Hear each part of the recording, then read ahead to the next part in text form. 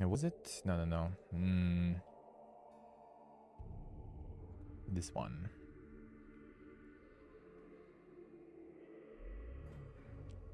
Remember the publisher. I just need to find this one, yeah. Yeah, there's the one. That was the Dawnkeeper Fiesta. Oh, 5th of April actually, soon. Nice. Yeah, this guy just like literally took the same concept and just a bit different, and yeah, there we go. What's the next fest? What's the next fest? The demo I haven't played it. But yeah, like literally. Even self-published and everything too. Yeah, just like the same concept, they just like added a bunch of stuff on it. If it's good, why not? I mean, yeah, not false, not false. Just took the same concept and iterated. Yeah, so you like even move dodge with the dome and everything.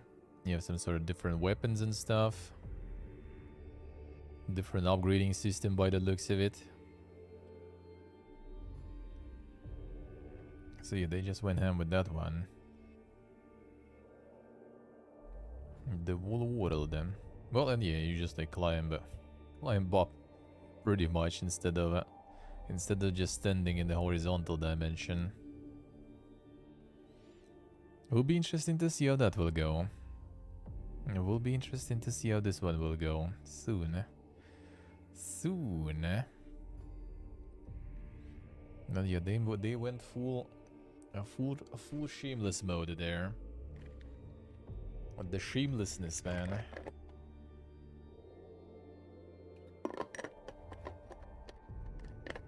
Absolute, complete, ultimate shamelessness. And that was pretty fast too, I would say. It actually takes them a while now to finish, because demo was not even on the previous Next Fest, but the Next Fest before that, I think. So it was literally like, I think like a couple of months after the Dawnkeeper release or some stuff, if I remember correct. So yeah, they pumped that really fast. That way I think chasing meta might be doable. The way like AAA studios chasing meta when, you know, oh shit, the BR is popular, let's hop on that, and then like in 7 years we're gonna release something that is already not needed. Oops, didn't go that well. Oh, the Cataclysm Dark Days Ahead. Why are people on the verge about that? How so? No, I mean the reviews are good. Yeah, that's like that's one of the. Oh, because the open source stuff. That is an interesting. Yeah, that's an interesting one. And it's one of the classics. It's one of the classics also. Of the Way to Dankness. I'm not sure if in the same line with like the Dwarf Fortress, but you know, somewhere there. Somewhere there.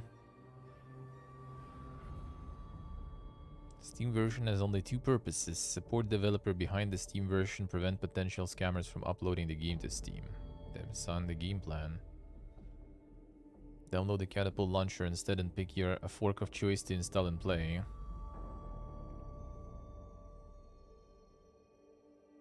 A massive mod pack and is more of a traditional absurd power scaling roguelike.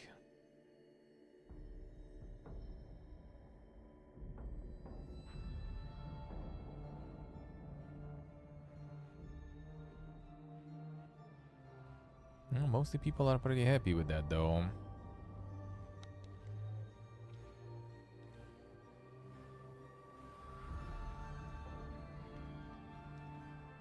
The Steam version does not anything, yeah. Well, I mean, it seems like, yeah, it just allows you to basically kind of like make your own fork, I would assume.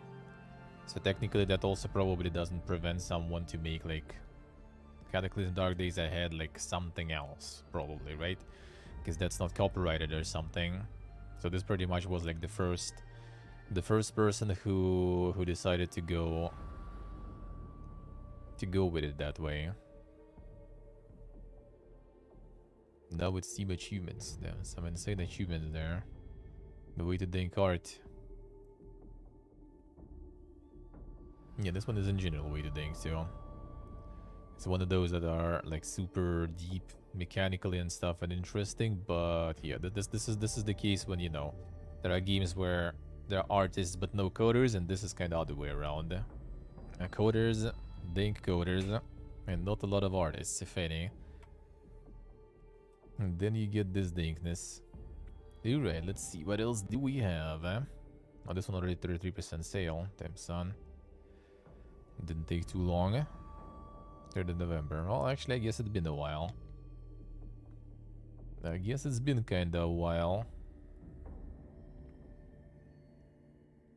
A Gnome phone sale. Free weekend. And the Greedfall Gold Edition. Citizen Sleeper on sale too. That one I'll need to play. Titan Quest Ragnarok. I'm trying to farm the post Diablo beta people. Gotta sell some. Let's see. Don't have enough writers. No, I think we have. I think we have decent amount. It's just a lot of modern games, I would say, are aiming to go for the live service. And in live service, you know, story is not very important. If anything, you can't really do like decent wrapped up story in live service, because you still kind of need to, you know, to keep aiming for that you know, continuity and perpetuity, so it keeps going, it keeps pumping. And then single player games, I mean, what would be like a good example or something? I think it's also kind of subjective though, first of all. I think it's also kind of subjective.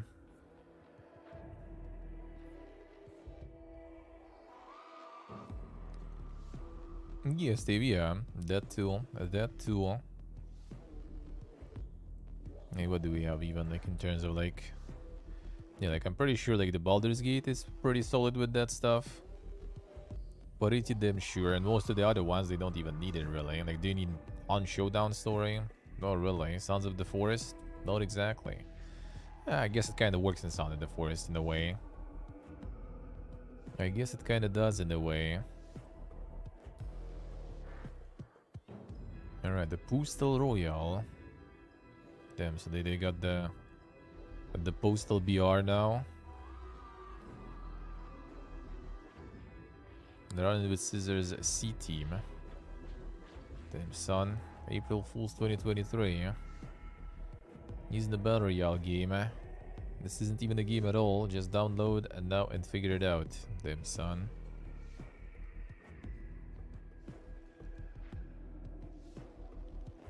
The joke went too far. The joke went too far. The first time ever you get to play as female Postal dude, complete with voice lines and everything. We've gone woke. Then it's almost like that game of Hatred. Monka is.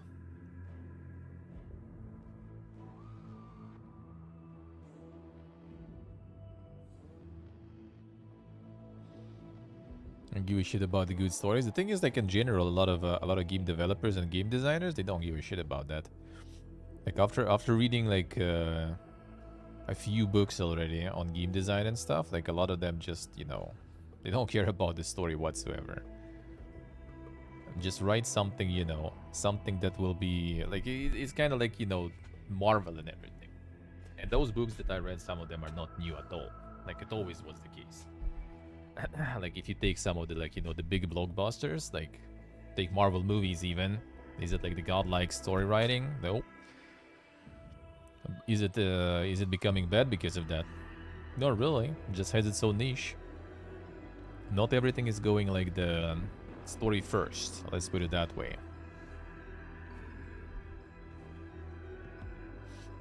Yeah, I mean, some people like didn't like the Horizon, for example, right? I like Horizon story, first game. Second one, I still haven't played yet, but I really liked it. That was nice. Day was nice. Had some issues in the end, I guess, but overall was okay. With Atomic Heart, even, for example, outside of like the very ending was kind of alrighty too.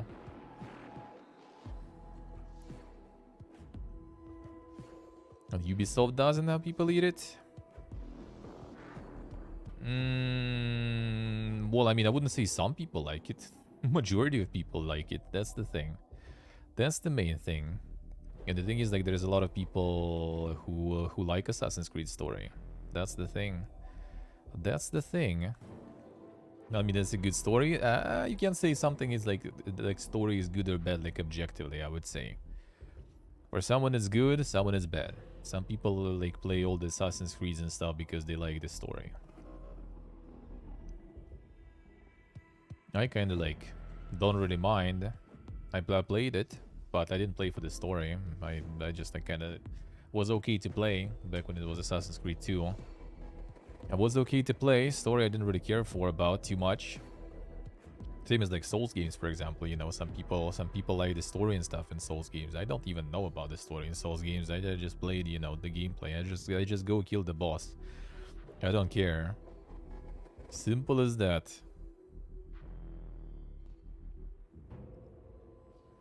Let's see into the I see. The gameplay sucks too. Well, see, that's the giga subjectivity. Because if it would suck, if all about it would suck, then it wouldn't be that big. It's that simple. It's that simple. If it would actually objectively for everyone suck, then it wouldn't be, you know, selling their hot pies with every game. 1 to 4 players co-op online survival horror. Oh, another one. And another one. They just keep pumping. It's like Marvel movies. Yeah, exactly.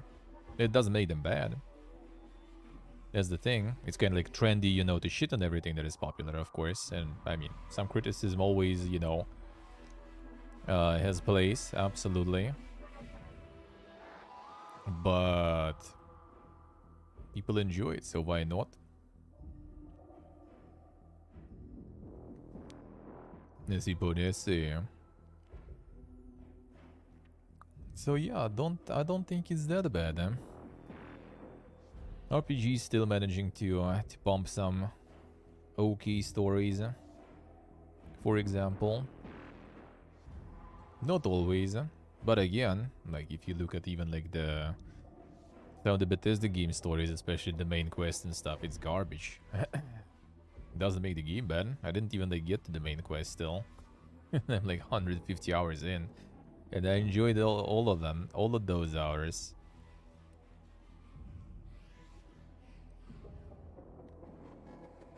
The Papa's Frizeria Deluxe. Hey, Keyboard.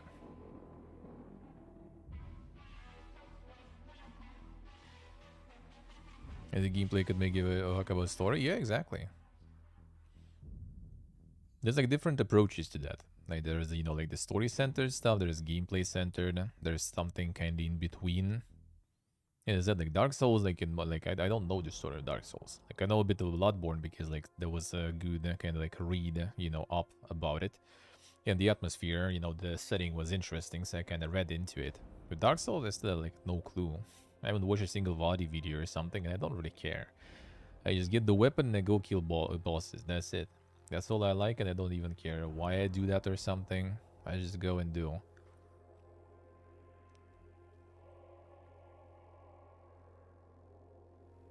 I would say there's like decent amount of games like that too. You just go and do stuff.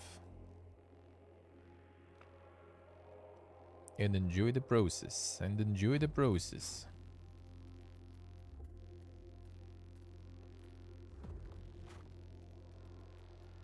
That's a super game there. overwhelmingly positive and everything too. Insane. Crafting some cocktails while earning tips and everything, you know.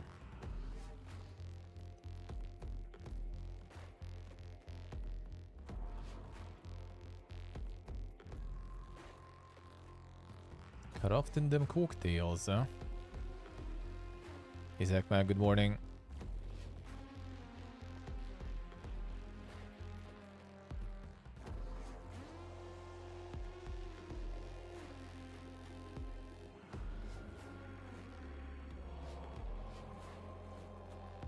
Well, the thing is about like the Bethesda games, for example, they are alive not because they are like godlike on their own. They are alive mostly because the mod scene keeping them alive. Otherwise, they would be just like, you know, something that some like boomers will replay once in a while for nostalgia. But they haven't seen a modding scene. That's why also you can say that, you know, like Skyrim is like very alive because its modding scene is better and bigger. Not the Morrowind or Oblivion, for example, even though I find Morrowind way superior. Yeah, but people are all with Skyrim because Skyrim is, you know, a better receptacle for the mods. Hello, Jordy. More modern receptacle for the mods.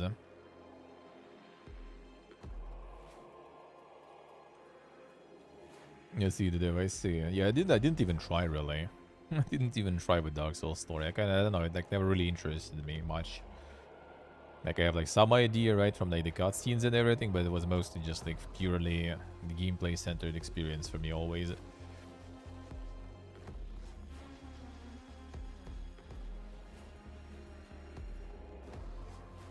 A Landful Archives,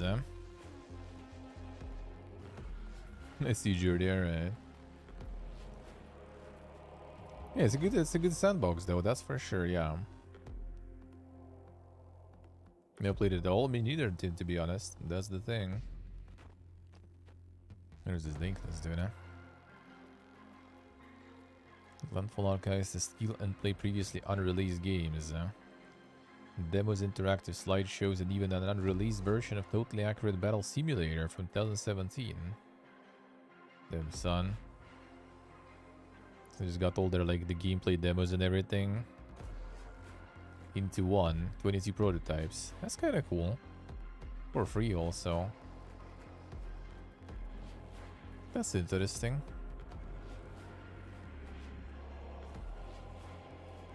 The steal previously unreleased games, demos, and interactive slideshows.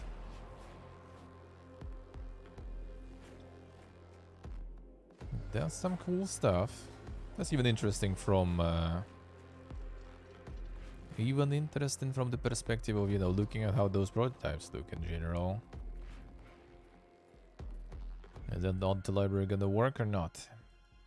Did, but I did this time, alright. Some with demos and stuff, it just doesn't.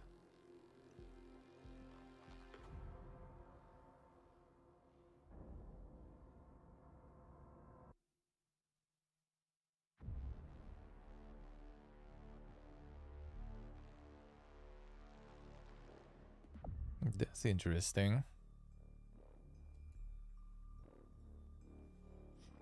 The Undead Horde 2, huh? That one didn't even... Oh, yeah, there it is. Nice. Well, you'll see. I mean, Lunark, I think I saw like a long time ago.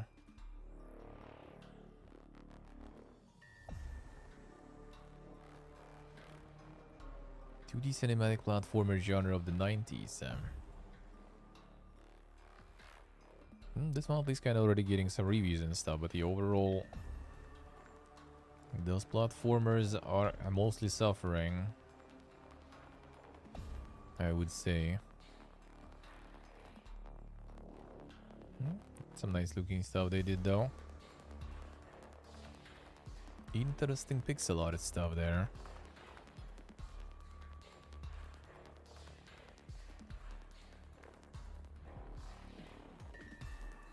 Hey Strider, hello. How you doing, man? How's it going? I mean, if we're going with like just the story stuff, then I think it's all right. They have something interesting going to them.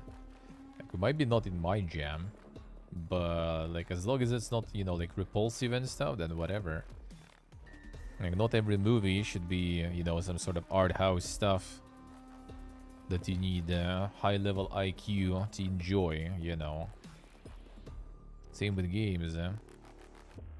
Not every game should have something like Soma, for example. Soma is really good in terms of story. Well, gameplay-wise, it has a lot of issues in the same time. Not everything is like this. Not everything should be like that, I would say, either. That's what Call of Duty sells, you know, like hot pies. Every time. Every year. Even though there is nothing dang there going on.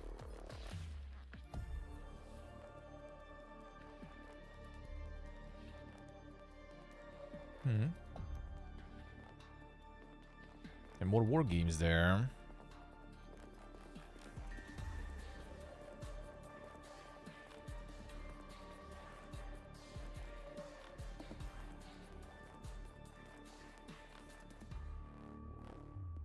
More war games. The genre is also having like a blast recently, I feel like. There's so many.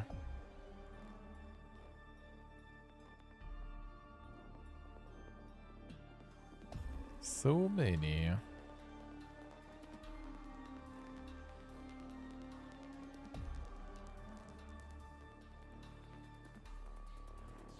I'll call it like that. Well, because like when you call something bad, you know, you kind of just like attach it to it. Like, would be kind of more right, you know, like, I don't like it.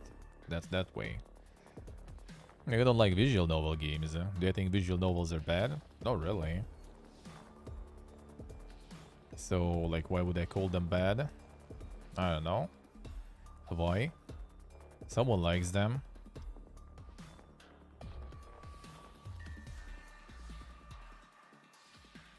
Let's try to get the cat invasion there.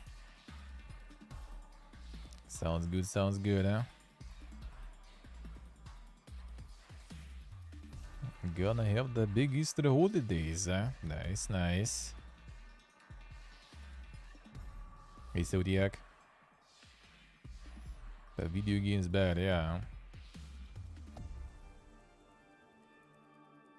Someone don't like it and feel it's bad. Well, I mean, that's the thing. You feel it's bad, but you feel it's bad. That's what you know. What Steve is trying to push there. It's okay to find something bad and think that something is bad. That's why you add in your opinion. That's why you say like I don't like it. You know, you don't say like that is bad. Like, you know, like raisins are bad. Fuck raisins, dude. They bad because I don't like them. You don't do that, right? Don't go to someone like, yo, bro, why are you eating it? It's bad. No. Or to your friend who eats it, you don't tell him, oh, dude, it's bad. Why you eat that? Just go like, oh, bro, I'm not gonna eat that because I don't like it. Simple. He just died in the keyboard, yeah. Not sure. Here was hello. How's it going, man? The pineapple and pizza terrorist, yeah. Hey, Zebra. Happens too. There are people like that. And again, like if you disagree because you're contrarian, you also can disagree in a good way. That's the thing. Because if you just like say, you know, like I don't like it, for example, that is also like something that might open the discussion, you know. If you want the discussion, of course, right? Like I don't like something, and you can discuss that. Why you don't like pineapple on pizza, for example? If you say like something is bad, that doesn't open discussion. That just opens, you know, like throwing shit from both sides.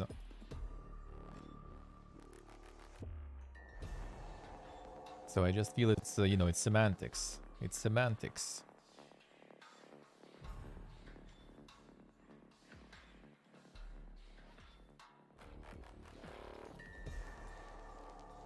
Yes, he's right. Right. That one is good. That filter is good.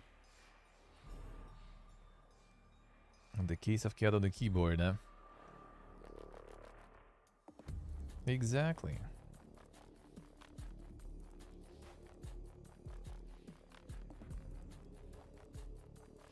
Say something is bad. I mean, in some cases, I guess, yeah. No, we define something good and bad. You know, it's still subjective. That's the main thing. Sure, I mean, you can just like, you know, telling that everything you think is bad is bad. There'll be a lot of things that I would say that are bad, for example, just because I don't like them.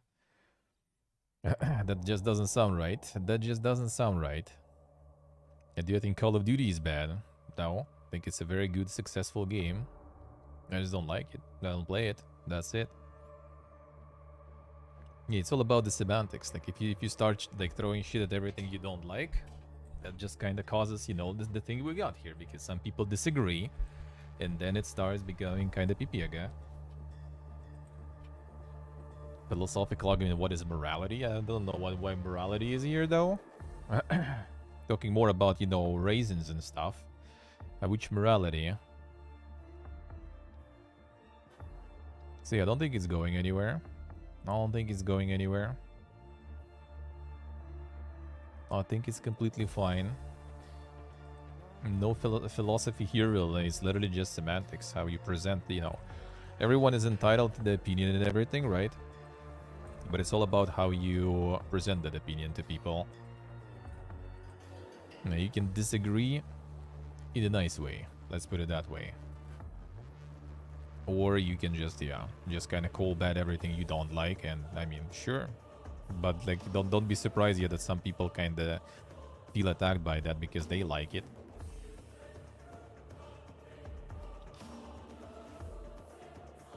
Determining what is good or bad morality? No, we're talking more like tastes. We don't talk, you know, like, is like murder good or bad? We're talking about, you know, taste. Like, are raisins good or bad? Like, you can be completely a moral person and like raisins, or vice versa. That doesn't really matter.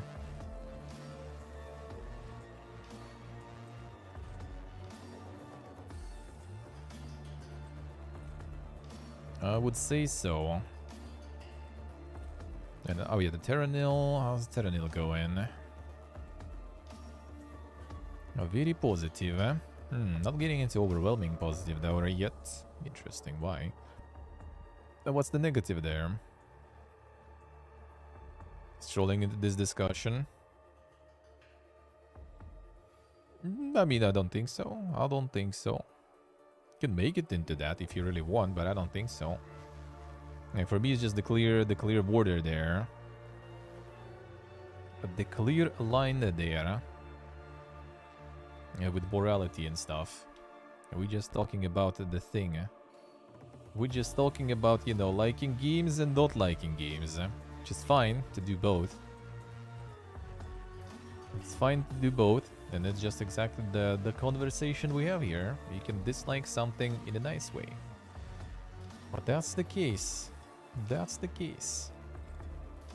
I mean, you can do other way around. Just like no one forbids you to do that. It's just like expect that some people, you know, not gonna be happy about it probably. Like if you go in just with you don't like something, then it's like fine. It's your taste, your opinion, man. And if you go with something like, oh, this is bad, that's already different. That already is taken differently. Games can be bad. Yeah, they can. They can. Oh, they can.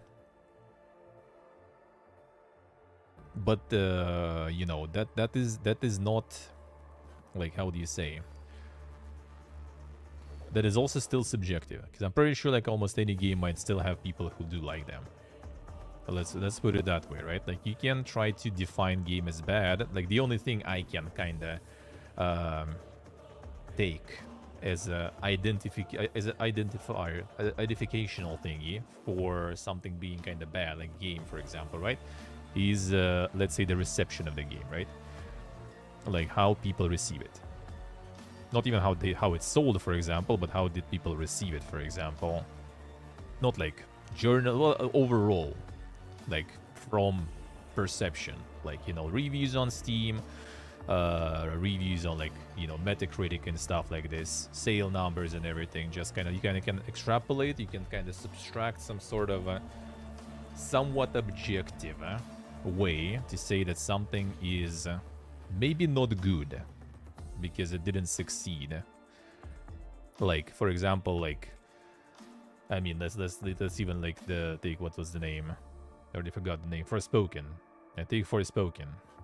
Is it the bad game? It's certainly not very good. Let's put it that way. Is it completely bad? Some people liked it. Some people like some parts about it. Some people praise some parts about it, which might actually be kind of good, right? But some parts of it were bad. It didn't succeed. It didn't, you know, fulfill the goal that was put on that game to fulfill, right? It didn't fulfill the mission that was for that game. So that is not very good then.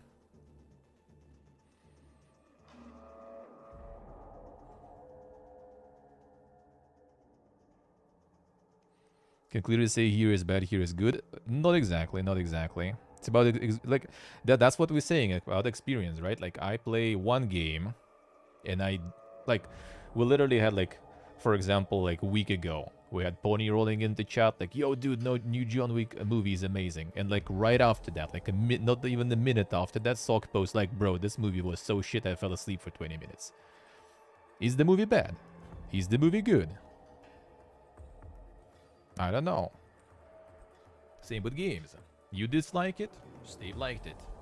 Is game bad? Is game good? Hey Dolan, hello. And that's the thing, is like, you know, who is the judge?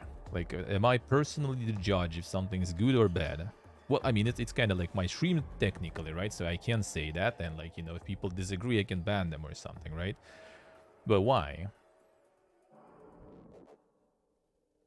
They will listen to Sok, yeah. You can go like we can ask Sok, for example, to compare, you know, like new John Wick with like some other movie, and Pony do the same, right? And they probably both will kind of justify their position why one thinks the movie is bad and why another thinks the movie is good, right? That's the thing. You can generally say like Dragon Age 2 didn't go well. A lot of people in chat probably can even confirm, kind of, right? But I remember even some journalists back in the day here, like there was one like prominent back in the day journalist who actually like praised it a lot and gave it like 9 out of 10 or something. Is it bad then? Is it good then? That's the thing, it's all subjective.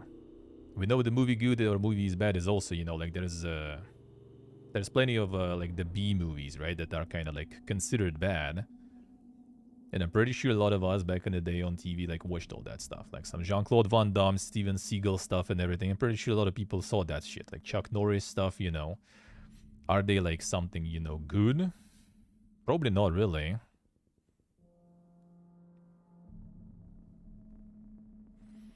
Yes, the actor, I see. Year 3 John Wick movie, yeah. So that's the thing. Like, well, like... Sure, you can call something bad or good, but is it really? Like as I said, like the only way for me personally, for example, to kind of decide without playing, right, and everything, if it's like good or bad, is if I see like the reviews and stuff. Like we go, what was like Dink before? In Pimp Lord, audience was not so smart back in the day. I think it was just kind of like people didn't look for something like, you know, epic from those. I don't think it's even like something about the audience. A lot of people even nowadays can watch those movies and be like, "Damn, what the fuck is this?" Like you also realize it wasn't like any like, you know, like the top tier kino right there or something. It's just like, you know, it's bubble gum for your brain, but it does the job. All right, you don't go there with expectations to be like, you know, completely impressed by some Oscar like actor play or something. You go in there to get entertainment, and you get it. And why not? And it's for free on your TV most of the time. Don't need to, you know, to rent it or pay for it or something. It's just there. Just watch it. Just watch it. Dietwes, enjoy.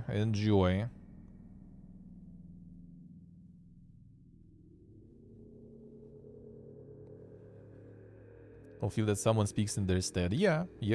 That's the thing. It's like, you know, you say something bad. It's a statement, right? Like you say that something bad. It's a statement, And some people can feel, you know, dude, the fuck, it's not. I like it. Why do you think it's bad?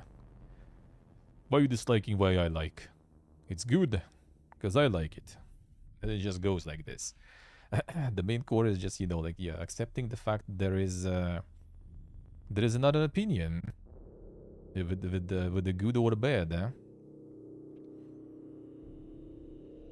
Yeah, with the good or the bad, eh? So yeah, like we usually kind of go for, like, what is the standard usually, right? With like the good or bad, eh? What we use to define. Like Metacritic, you know, reviews, journalists and everything. Yeah, and you can like already like probably Omega little journalist in chat too for that, right? Because you say like who trusts them and everything. Who listens to journalists nowadays and reviews? Well, and that's the case. That exactly means that, you know, he can't really clearly identify good and bad that much. Oh yeah, I can't even like see this one, to be honest. It's not even available here. Not even available. What was like recent? That one is also not available here. The coincidence, man. All the like most negative reviews games are not even released here nowadays. Shaking my SMH, dude. Oh, 1 second. The Pipiega soundtrack part. Move it away. This one. So this better. They're also wrong opinions, them son. How dare you? To brew something soon? We'll see.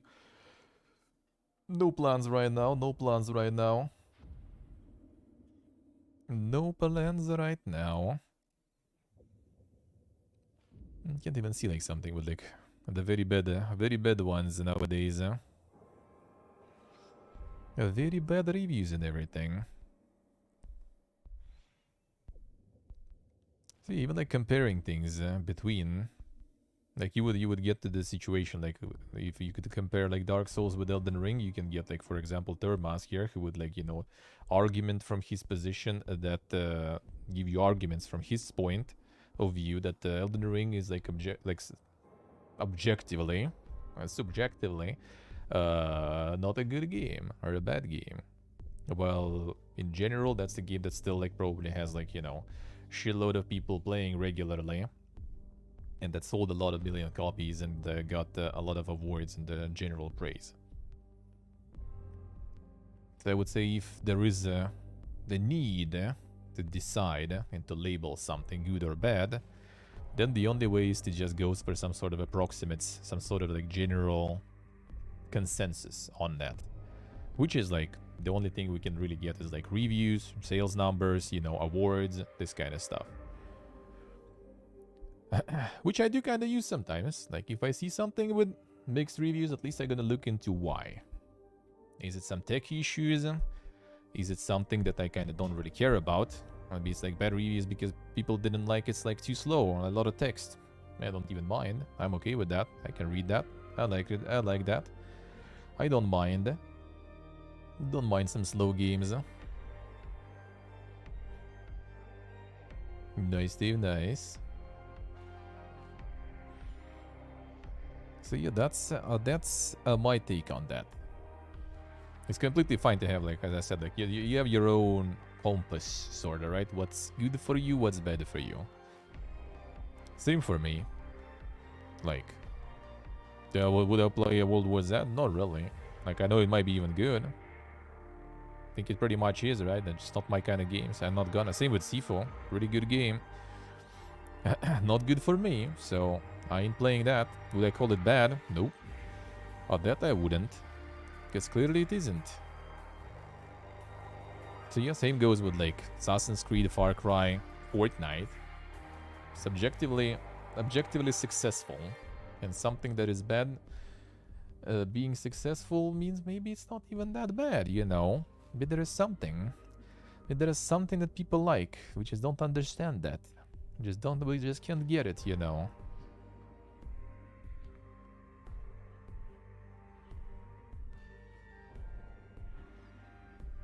It doesn't matter. Yeah, that's true. Can offend someone? I mean, I don't think you offended someone, really. We're just talking. I don't like their games. I don't play their games. That's the thing. It's not about the Ubisoft games or something. Just an interesting topic for conversation. In the end, doesn't really matter if someone has different opinion, yeah? Because people are not gonna really change that. That's the thing. And that's exactly like the point here.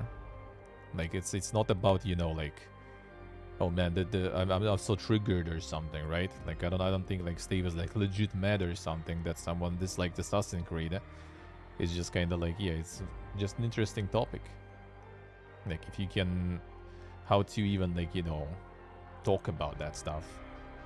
Like you can just like literally say something is bad, and it already kind of sounds weird, or you can just kind of like, I just don't like them. Done. You want to have a conversation about it? Sure. Otherwise, whatever. Unless you want a proper discussion, yeah.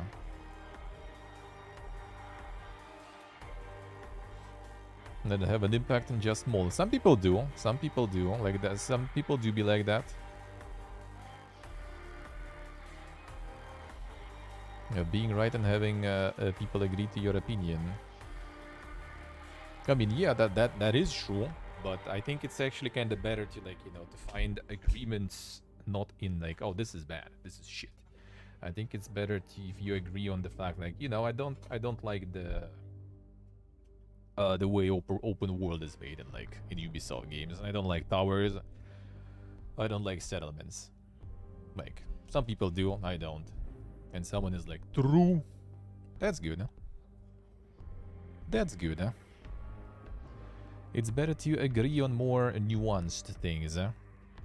Because just shitting on something is the easy way to get it, right? It's easy a way to find the sense of belonging to something just because you jumped on the shit train. That's why it happens a lot. That's why a lot of games get that.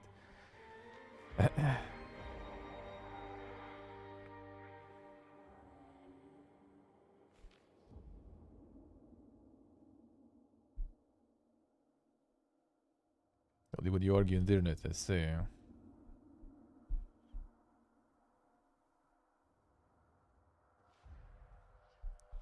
Yeah, it wasn't even like something stuffy, really. Just, yeah, just another conversation. It's interesting. It's interesting. It's interesting to kind of, you know, verbalize that and put it in paper, because that's just something I kind of, you know, I don't know, just just like the default stuff for me.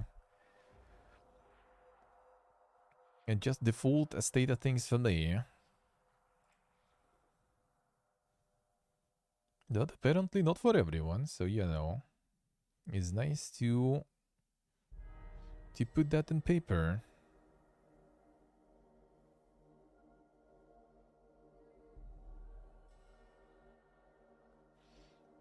I don't think none of them really like represent. Well, that's a good example. Like for example, I look at it, I don't feel interested. I see like overwhelmingly positive reviews, but I still don't feel interested. It's just like doesn't look appealing to me. That's it. I'll make it bad? No, it's just like not appealing to me.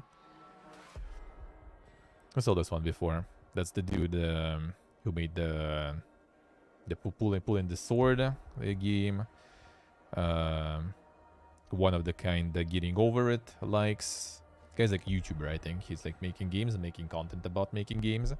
So he does a lot of these kind of interesting conceptually games.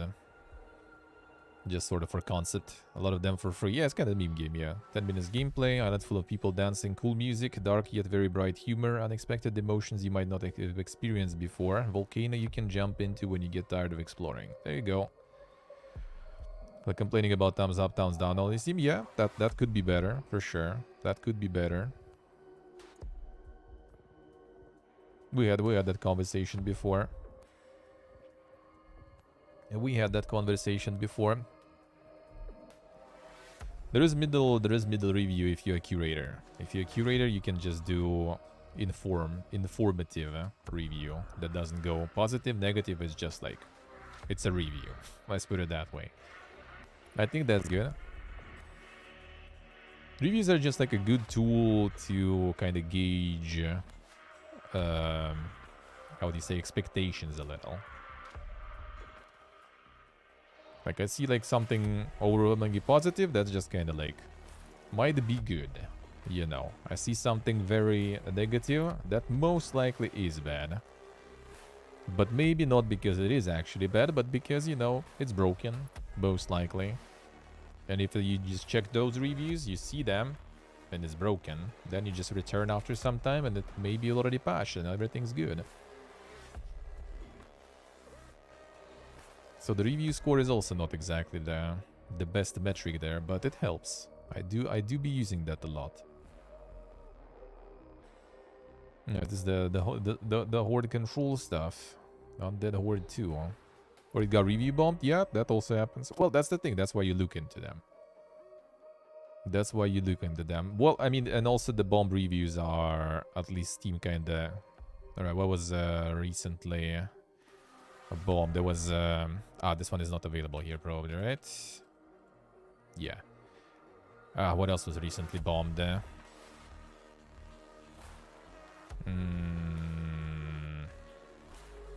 Well, I mean, there's obviously this one. This one was removed, I think, also from Steam, right?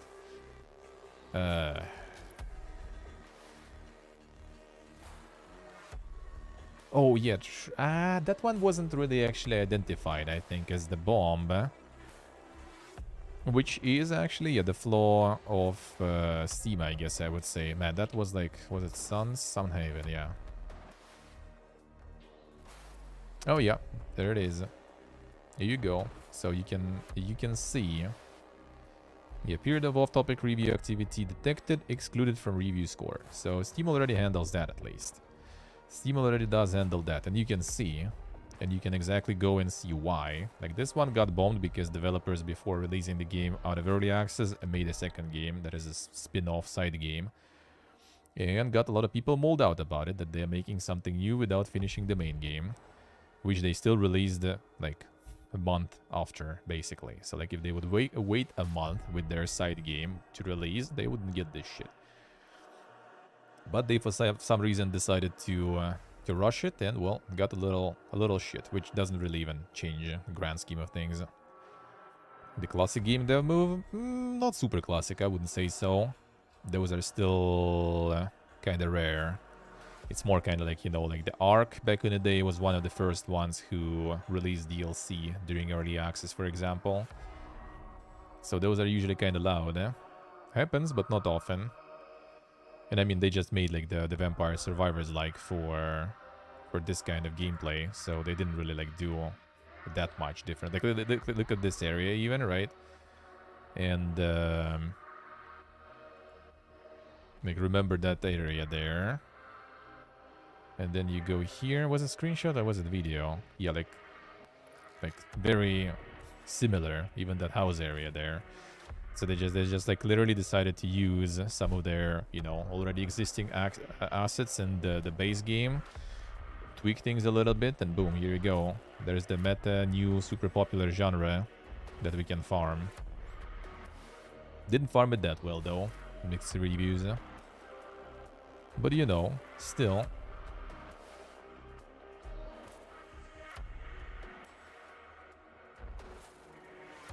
Reuse everything? I mean, that's not a bad thing, though.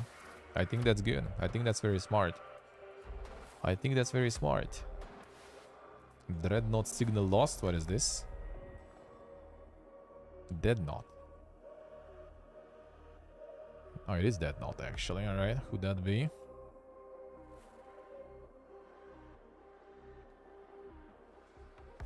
And the Screwfly Studios.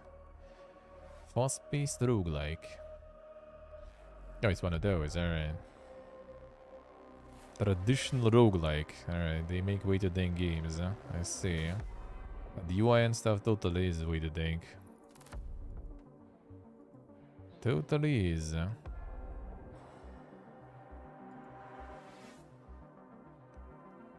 Hijack a Deadnought.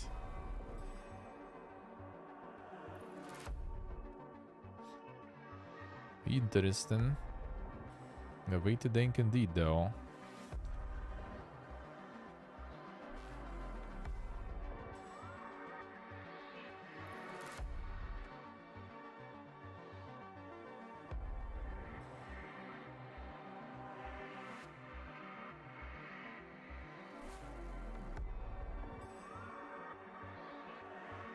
If anyone knows it, maybe it's just you. Could be, could be. Yeah, I'm not really familiar.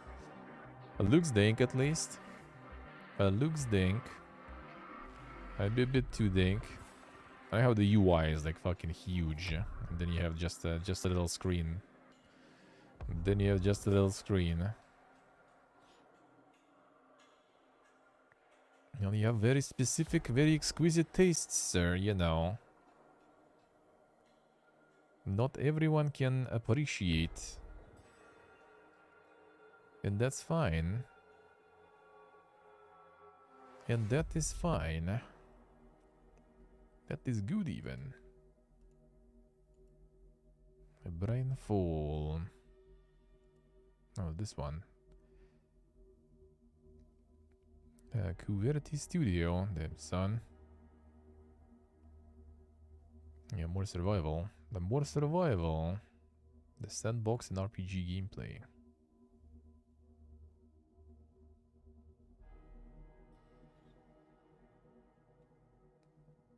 No, it's a very niche game, is it?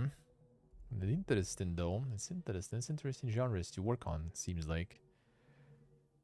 Feels like. Have co-op this one? Not single player only, I feel like. Oh, this kind of alrighty. Gameplay wise, but yeah, that's that. Well, I mean, maybe the survival part is kind of like not really that important there. As in, like, it's more of an RPG, then that kind of makes sense at least.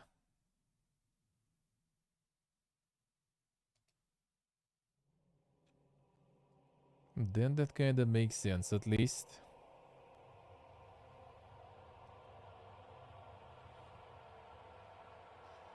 It's good that you actually know, you know, your genre and your studios. That is nice. Having distinct set of tastes. Ah, more dice games. Dice Kingdoms. Turn-based strategy game. A resource collection is based on dice. Build efficiently to quickly expand your kingdom. Roll dice to gather resources while risking natural disasters. We had the dice strategy already before. This looks different though. Attack and defend while developing your kingdom to achieve victory. Yes, demo. That's nice. The beta test.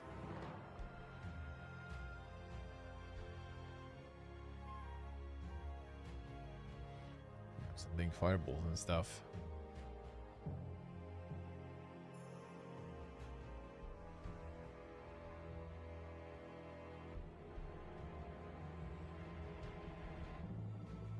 This might be interesting. The first game. By the looks of it, self-published too. Not bad.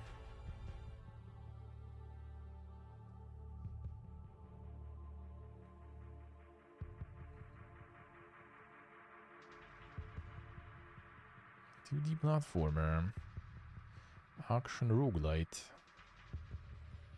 Combat inspired by platform fighters. Smash launch. Oh, I see, alright.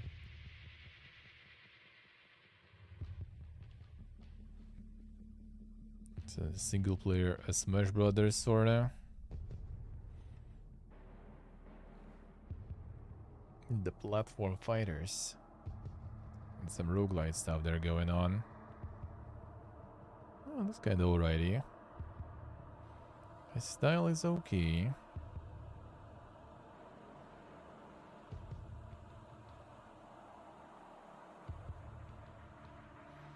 No, it seems like it. The single player Smash. No Smash and Brothers, Only Smash. Early access roadmap.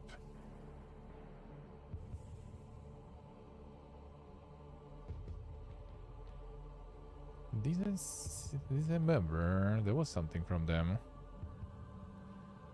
Content language preferences. Really? Just open this stuff. Come on. I don't recognize the name. I've seen that somewhere, I thought. You're right.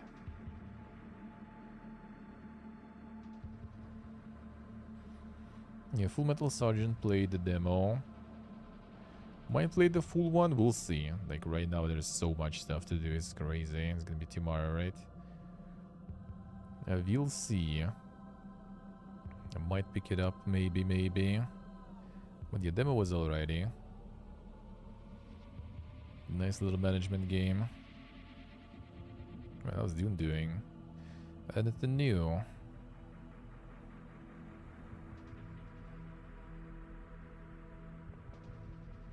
A community update, a line in the sand. Yeah, I don't think I revisited it since then. Don't think I did. I might check that.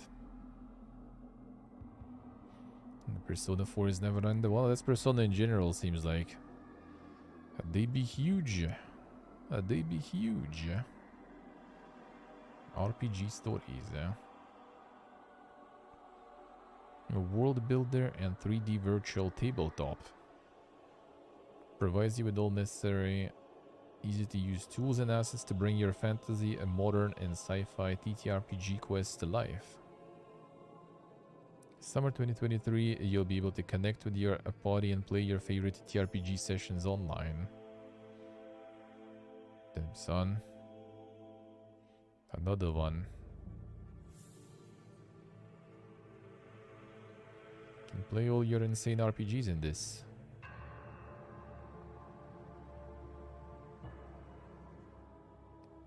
April 3rd. Medieval fantasy, modern horror. They got everything.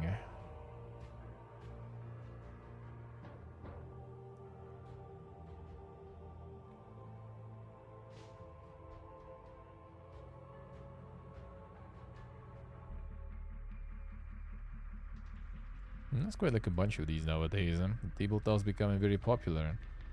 On a single player, yeah, it seems like on 3rd of April is gonna be just for you to, you know, prepare the grounds, and then apparently by summer you will be able to connect with your party. So you have a couple of months to prepare. Get your tabletop going there. I guess. 96 Miles. Wasn't this the like the visual novel sort of thingy? The prequel to Road 96. I see. Kinda. I wasn't really interested in that one. Prequel is also not very. Did seem forbid using the emoji and stuff. They still going. Filthy animals. Chaotic multiplayer heist game. There's the Clown Fiesta, I see. More co-op. Solve puzzles, avoid enemies.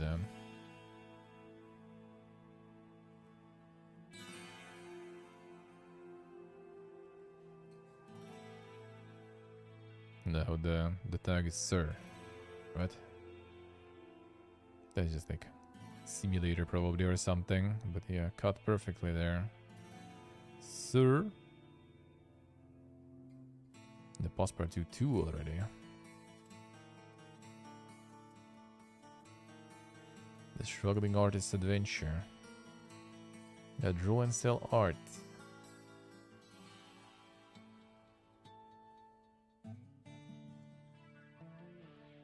Where did the first one go? I remember it. And the Starving Artist. Oh, it's been a while actually, holy shit, okay. It's been a while. 2017. Been a long while.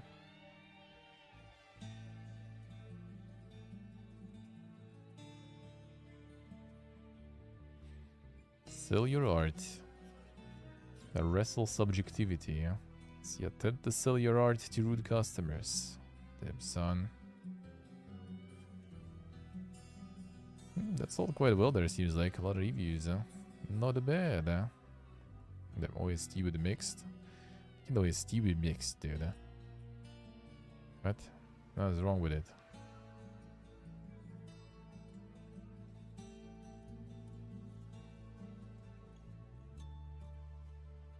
It's this trash. Why do you want to listen to music? I mean, why? What the fuck?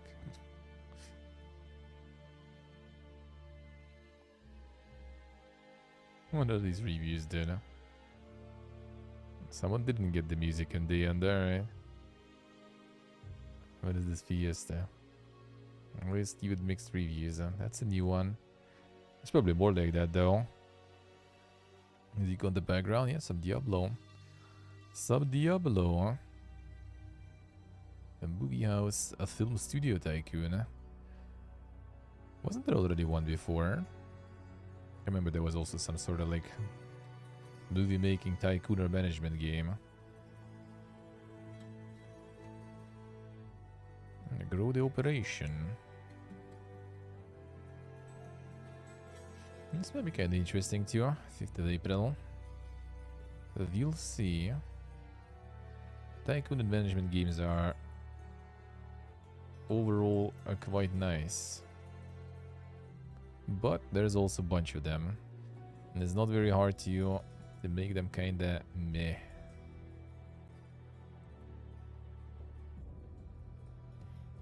Some of them can be kinda surface. Not deep enough. Ugh, sorry. A necrosity. What is this? Colony sim. Push back the hordes of monsters and build your fortress. When you are that outpost, the persistent forces of the so-called good. The Undead Kingdom, more emojis. I swear they wanted to replace that, or already did, with the rule. Thank you, thank you. Thought they already changed the rules about the emojis. Colony Sim City building. Seems kind of like the tower defense more, if anything. Oh, there's prologue also. And the release date, 5th of April. Yeah, there's so much like stuff going on already that like the popular upcoming is full of actually upcoming soon games. Almost all of them like in a few days. Sometimes like some weeks and everything is like, you know. You just open popular and upcoming and there is something, you know, like just with the year set or something.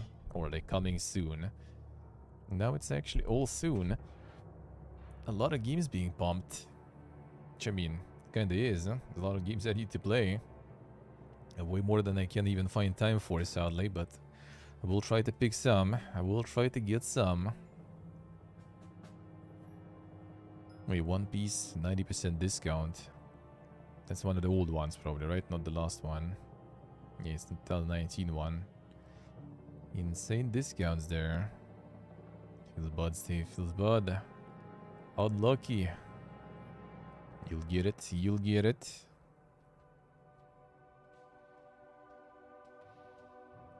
The Midnight Ghost Hunt. Alright, let's see. Any hidden gems? Let's see some memes there. Yeah, there's another...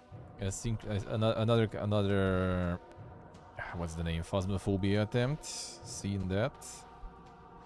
Another. The to-do list. Well, I mean, yeah, I'm kind of like doing full-time gaming, and I still don't have enough time for everything. I can't even imagine if you can only do that stuff part-time. The backlog is insane. It's the real gaming, man. A return to Monkey.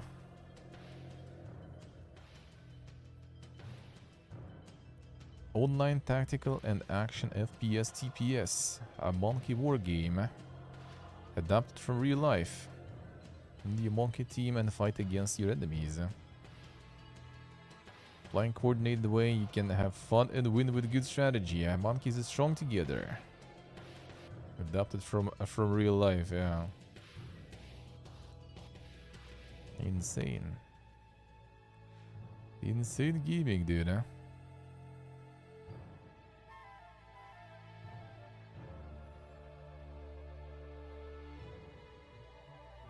They got it all.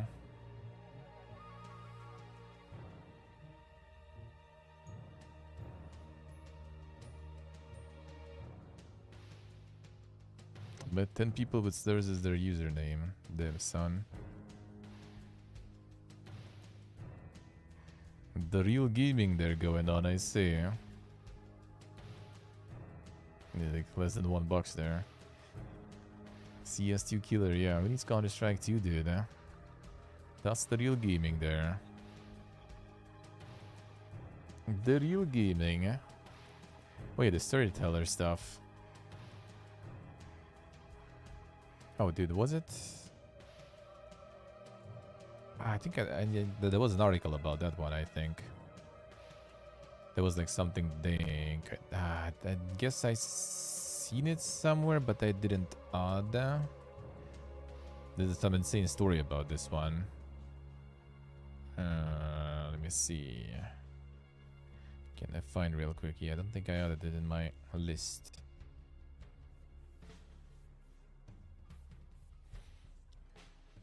Didn't add yet.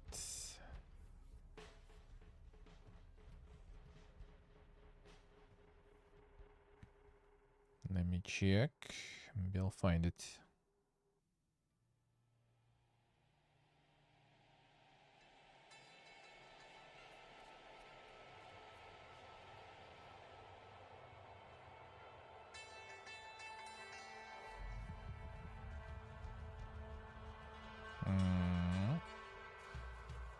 There's like a bunch of reviews there.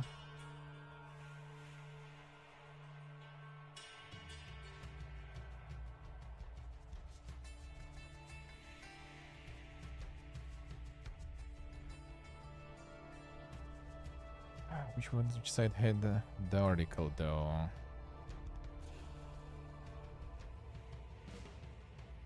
Let me see, maybe. Oh yeah, that's one. No, wait a second. Or maybe.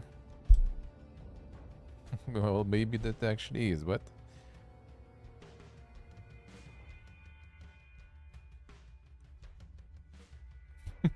Okay. Yeah, really? It's like I did find the article, I guess. But the fun part is the article about this game that says where is it? He spoke with the developer, learned more about the upcoming storyteller and how it marks a departure from his previous titles. Upcoming storyteller. The article is from February 15th, 2012. How many feminists does it take to change a light bulb? Just one, because men can also be feminists. Thanks for stream. Damn, it was insane. That was a closey one there. Thank you, sir. Thank you. I appreciate it a lot. I appreciate it a lot.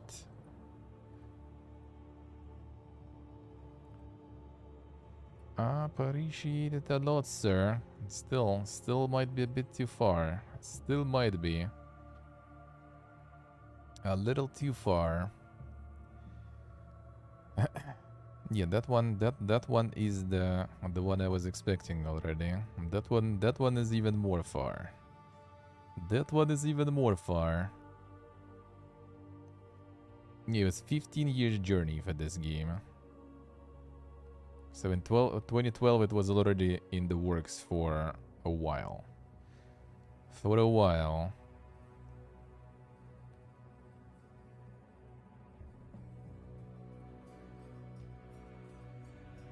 There's something else also to think about that.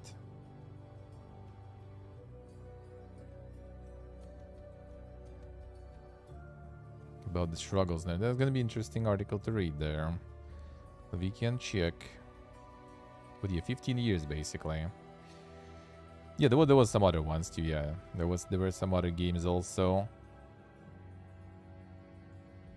There was some more stuff.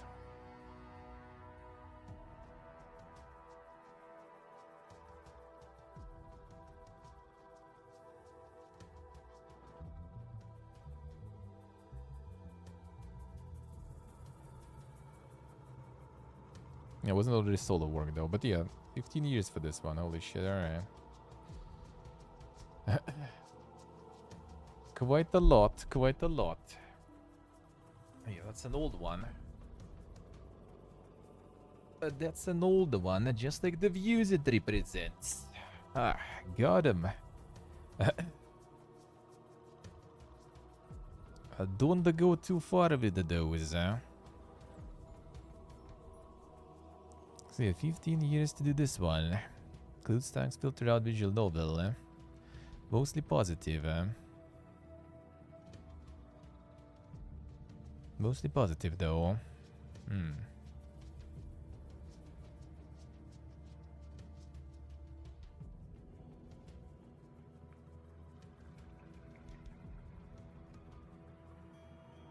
Oh, yeah, okay, I see. Got an hour 30 minutes in and realized that was it. The whole game. Yeah, I probably would be a bit pissed. Yeah, way too short for the price. Severe lack of content for the price. Alright, so that's where only, yeah. Only sure it's pretty repetitive. Well, it's whatever. Game not worth 15 bucks. Refunded. Oh yeah, it's 1.5 hours. So you know, people just refunded after playing, I guess. 15 bucks apparently. 15 bucks apparently.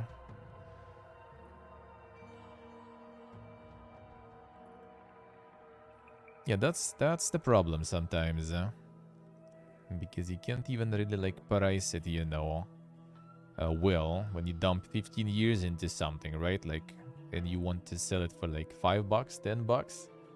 No? And I mean, that's a lot of effort, right? Also, like, the art is good and everything, all the like animations and stuff that go in. But you know, the consumer judges the end product after all. So they don't see all those years. I mean, like, it doesn't even like say it, to be honest, which is actually kind of fine that they didn't try to pull that card there. But yeah, no one sees that. No one really appreciates that. People just, you know, play. Oh, that's kind of cool. But then like, oh, it's 1.5 hours for 15 bucks. That's a bit small, eh? That's a bit small. That's why it might be kind of tricky to do something like super cool and dank, but very small, and then trying to price it much.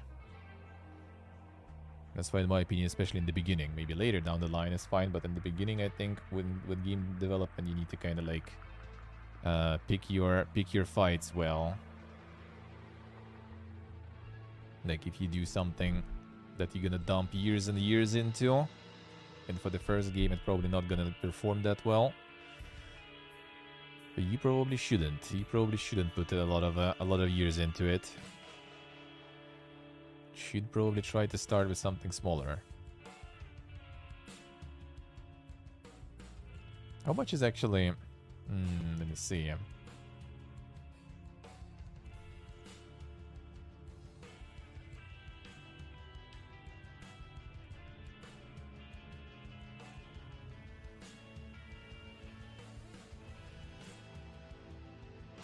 mean, the proper pricing.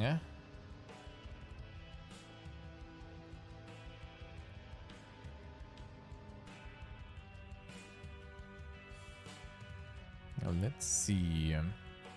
This one was 18 bucks even at the beginning. Or like currently even 18 bucks, I guess.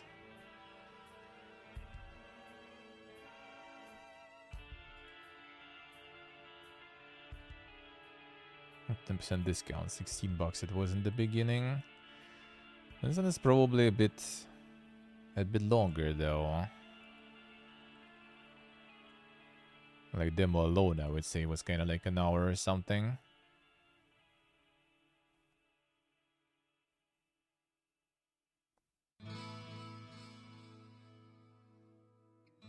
Damn, song got 35 hours in. What? Ow. How even?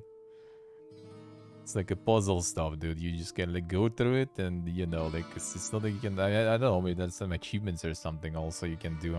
Like how?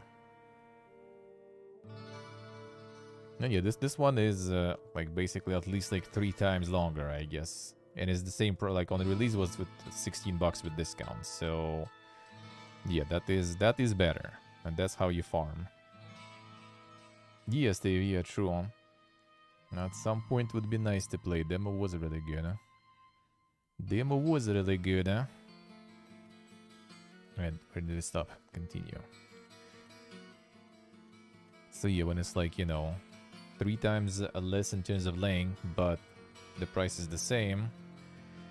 Okay, kind of weird to, you know, just kind of get this like price performance ratio for the game, right? But I mean, it is kind of how it is, really. Like below some levels, it becomes kind of weird.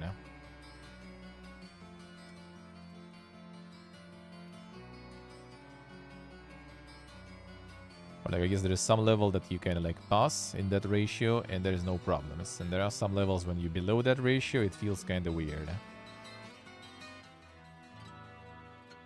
Like after some point, it's already kind of fine. Even if it's a bit overpriced, but after some point, like on length and quality, you're already kind of like, eh, that's okay. Top-down action roguelite. Set in the deadly microcosm. Hostile worlds teeming with viruses. Strike down increasingly challenging enemies with your weapons and their own deflected projectiles. Live, die, grow stronger, and become powerful enough to reach the source. Yeah, next gen. Well, I mean, no one. That's exactly what I said. They priced it by, you know, like their own perception of how it should be priced. Because like when you develop something for 15 years, you know, you're not gonna price it for $5 no matter what, right? Probably. Like it's just not gonna feel right. When you put 15 years of your life into something, and you know, you kind of feel it's good, and it looks good, right, and everything is just small. You just kind of like start thinking about it as from the perspective of a person who knows how much effort put into that. And that goes like all the time in many games. Like in the end, at the very end, no one cares.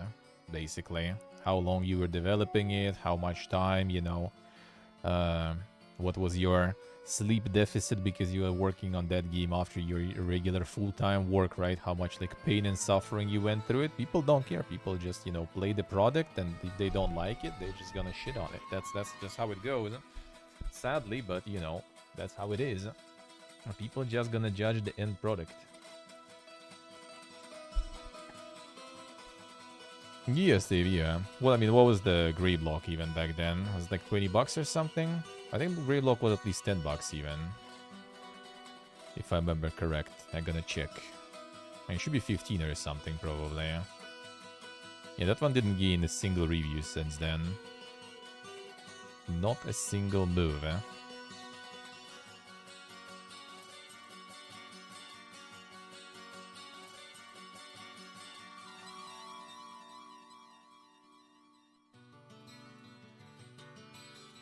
Damn, son. I'm getting molded out completely. That one is kind of new, though. 3rd of January. Actually, maybe not. I don't remember when I was checking last time. 20 hours even on this one. Well, yeah, then that's why they don't refund you. So yeah, it is quite interesting. That one on release was... that one on release was, I think, 15 probably, right? Also... Yeah, $15 on release. Got some sales going there, 240%. But yeah, looks like no one's really buying. And yeah, dude worked for 6 years, I think, after work to get the game out and everything. And yeah, I played this on the stream. It was interesting, you know. Like it surely had its moments and everything, and the attempts to make something. And attempts to make something good, eh? Like, try to put a lot of mechanics in. Some of the things were kind of cool, actually. Like, some of the, like, the hacking thingies. Those were quite nice, actually. But overall, yeah. Especially when you like take a different turn that you're not supposed to take, and you just literally walk out of the level, you know, and fall under it. That was for 15 bucks for sure. That's a bit too far. And overall, it was like what, 2 hours? Like basically, my playthrough was full playthrough. And then you kind of supposed to, you know, to go in for different endings and stuff. And like, dude, there's unskippable cutscenes and stuff, and interesting skill point, not skill point, checkpoint system. So I just wanted to like, kind of like rush through it and finish faster. So totally not going for another playthrough there, dude.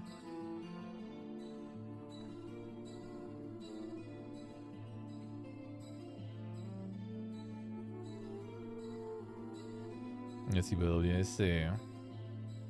But yeah, that's pretty common. And it's not even like that people can't read your mind. People don't care. Like, you can even like make in a trailer like, yo dudes, I did this like for like 50 years, you know. Like, and I slept only like 4 hours a day, and like my wife left me and everything. So like, check this amazing game that I put out after those 50 years, right? And I sell it for like 50 bucks now because, you know, how much I suffered from it. And chances are high, unless it's actually something godlike, right? People just not even gonna play that. Like no one's buying the game because someone spent 50 years on that game, right? People might look into it like, oh shit, what do you even spend that much time making, right? They're gonna look into it, I guess, out of curiosity. But that's not like the selling point, you know.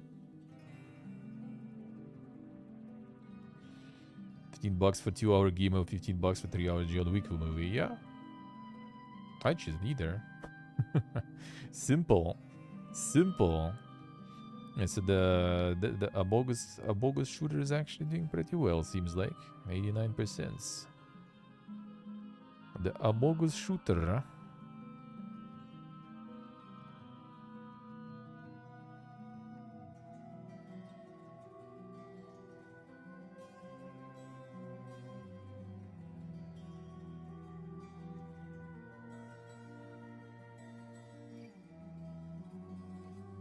The real BGM was just full of people who run around and shoot at random people until they find a real person. Alright. And they receive little to no punishment in the game for doing so. The flawed Amogus. Let's see how it is. Mostly people enjoying though, that's nice. That is good. Yeah, here's the Neonix. That one's going pretty good. That's the one Hell is addicted to.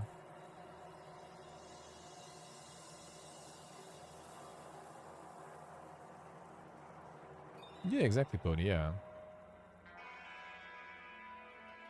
Exactly. You can get, with food is a good example too also. You can sometimes get G-Beta, right? Like if you go to like some local like canteen or something, and you eat something that doesn't taste good, you'll be like, man, that's shit. And you go in some fancy restaurants that did the same, and they just tell you that it's experimental cuisine. You might be like, yeah. Maybe, but that should be like a restaurant with a name. Then they can do that. But if you have no name, then you kind of can't. The rare double you take from Pony, yeah. Insane. Bosses are quite something, I see. Just like food, yeah. Food is good. I do agree with that. I do agree with that.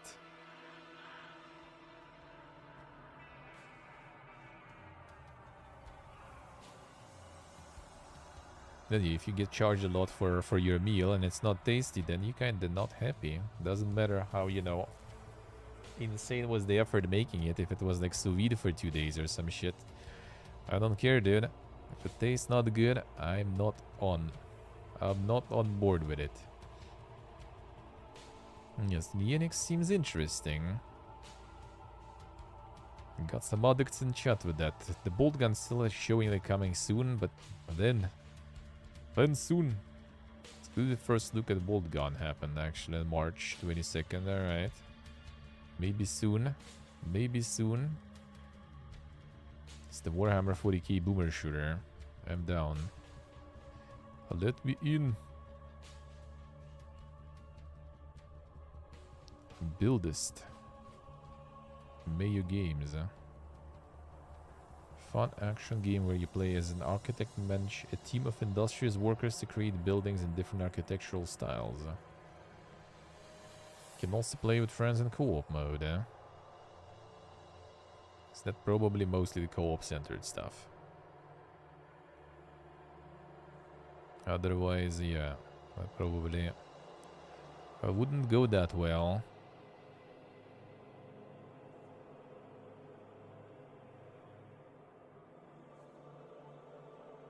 So everyone is now trying to get like the... Oh, I guess this one is a bit different. Not sure. What's the name? Like Overcooked or whatever, something like that. In a way. Unreal, I guess, yeah, could be.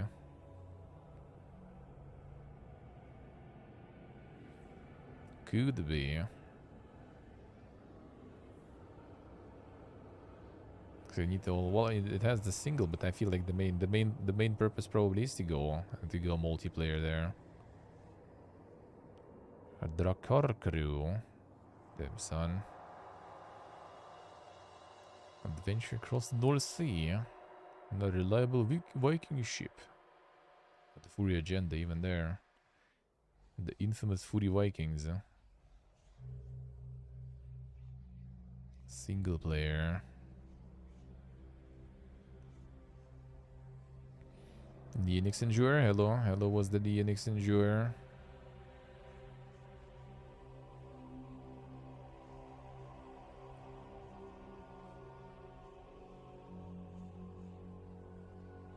This one also gives me the infamous mobile vibe feel sometimes. Like some games I kind of don't understand when people get that argument. With this one I kind of do feel it, like it a little.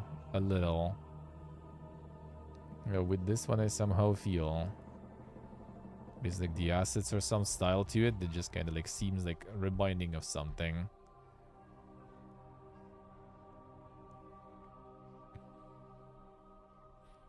Tyranneal Whistle, that one's doing good, eh? But yeah, what that was the Q game, but not much content. Oh, I see. Okay, another one. Unfinished demo with very little content. The price, it feels like a complete rip-off and pretty disappointing. That should be a very chunky price, I think. Let me see. Unless they fucked up with the regional pricing. That is like, you know, there is a lack of that nowadays.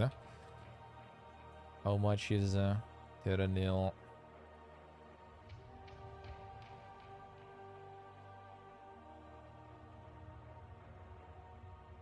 $25. Ooh. Yeah, if it's $25 for that 4 hour and stuff, that is a little too dank. 5 hour. I mean, if that would be $15, that would be probably good. Nice little puzzle game, but barely any more content than the itch.io demo from years back. Yeah, the demo was kind of like chunky, I would say. I played that one. Game costs too much for what it gives it. Well, here's another example here. It is really cool though, like the concept, the demo was really nice. Like, I see that, absolutely. But does it cost $25 for what it is? That's a big question.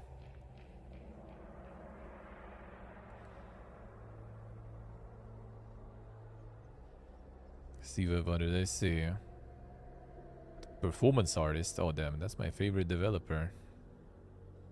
Find memes. Damn. The actual gaming right there. Not really a game, rather a short tour of the authentic post-Soviet courtyard. Long been abandoned by a local residents.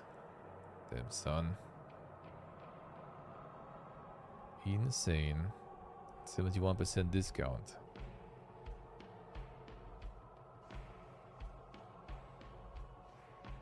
Quality gaming, man. And else does performance artists perform nowadays? Dark Knight with Flopa, the Beam Hunter. In the Gym, Beam's horror game. In the Backrooms, T-Rex dinosaur game. Damn, dude is pumping. Starting with December. 6 games already. One is excluded even. Damn, son. That's the productivity right there.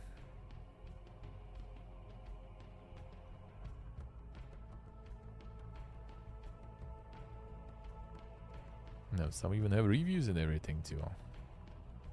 What a time to be alive. What a time to be alive. Performance artist, my favorite dev.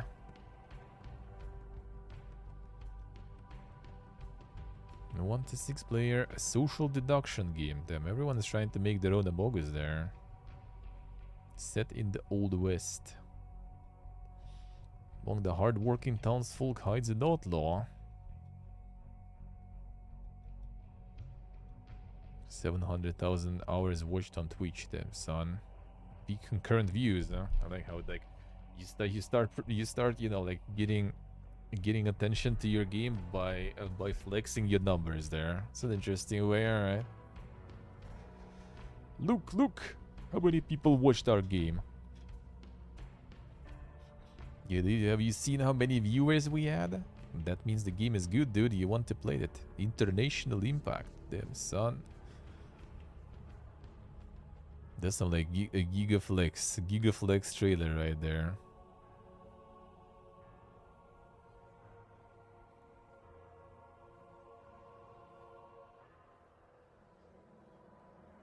Yeah, what a time to be alive, man.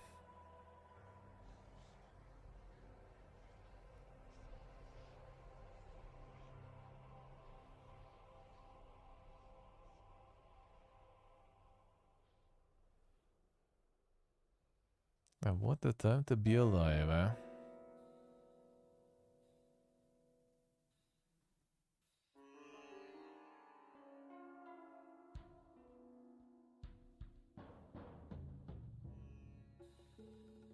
The name change is $1, alright. And monetize it that way too, alright.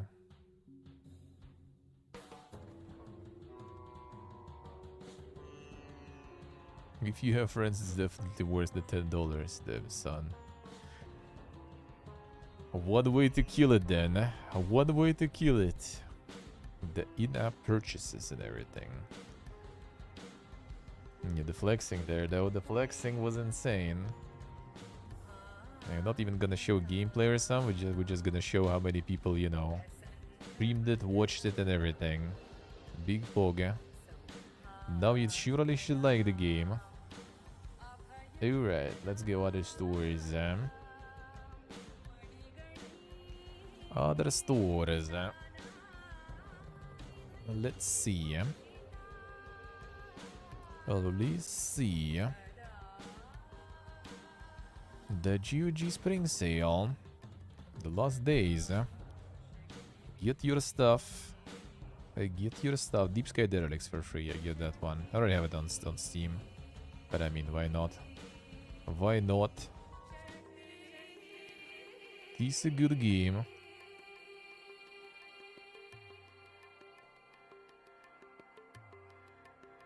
Now let's see.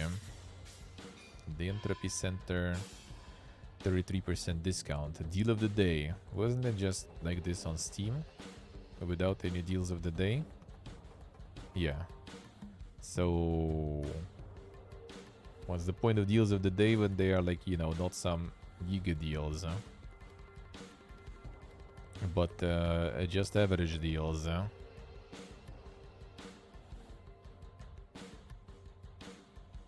Thief Definitive Edition.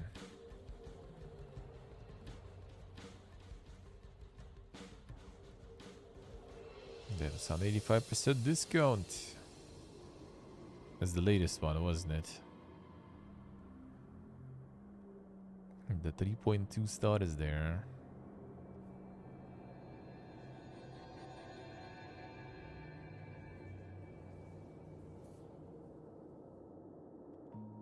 Yeah, the newer stuff. The newer stuff there.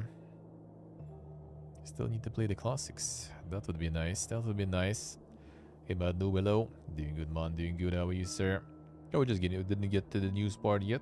Browsing some stores. We'll get there in a bit. In a little bit. Then we'll see. Then we'll see. People got free Deep Sky Derelicts and now decided to also like, well, you know, the game was free, let's buy a couple of DLCs. It's only $2. That's nice. Oh, that's a nice marketing move. And here's about the magic on top again, dude. Get it on sale, it's instantly in the top. Well, I mean, it's always in the top, just not top 1 usually. I like it. I like how like the default game on GOG is Heroes of Might and Magic. People actually know. Well, hard to say. I bet there's still a lot of people who buy the HD edition on Steam. But seems like in general people are quite educated to buy the proper version. Just buy the classics, HD mod is already in, and just play. It looks better, it is cheaper, and it has more content, because the HD edition somehow lost all the expansions for it. I don't know why and how. How did they manage, but yeah. Just get the good stuff.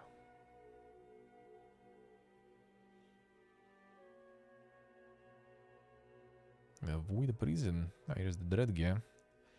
Oh, the Dreadgear on the GOG too, and Tinted Grail also. All the good stuff. Yeah, Dreadgear for $25, that's already a different story. That ain't like 6 hours or something. That's chunky. And feels very good, eh? Feels very good to play.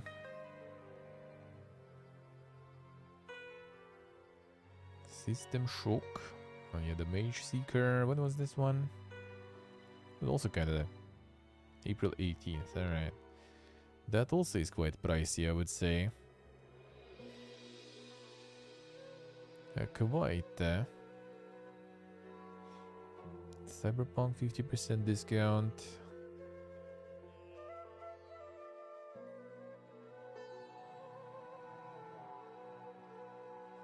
Elder Scrolls 60% discount. Damn, what to pick? What to pick? Decisions. Alright, let's see what's here also.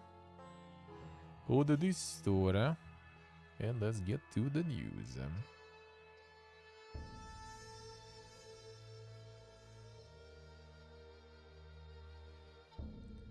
Nice, pretty nice. What kind of a cheesecake that is, huh? A Bosk? Who? The Last of Us Part 1. Kirk. Yeah, that one is not doing that well. That one is not doing that well. Apparently Crime Boss also is farming the shit reviews there. Which you can't even see because epic. And apparently this one is not that good.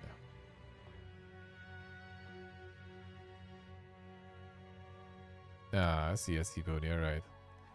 3.8 apparently according to Epic, alright.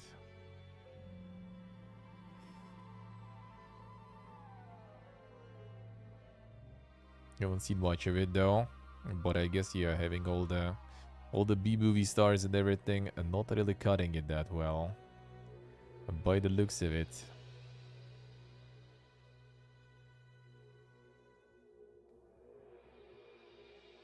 Fortnite Zero build. There's on the advertisements. It's time.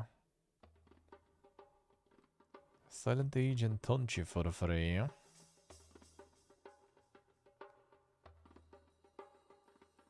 Get some free stuff again. Then it's gonna be a blazing sales. Battle Royale, damn son. Can't wait for that. Discount payday. Okay, in co-op, I see, alright.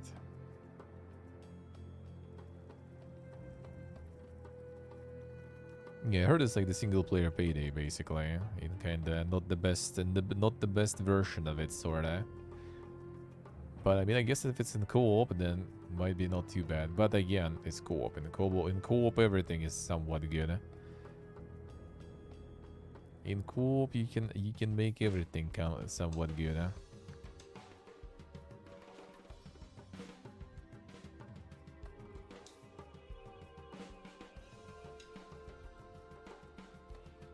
Civilization 6 Leader Pass continues. Meet the rulers of England. Now here's the System Shock on Epic also. Rebooting the system. May 30th on Epic Game Store.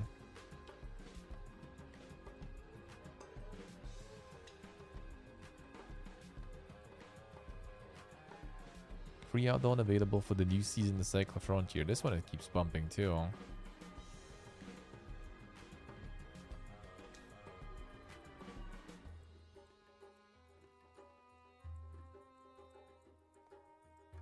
The city of Benzeberanzen.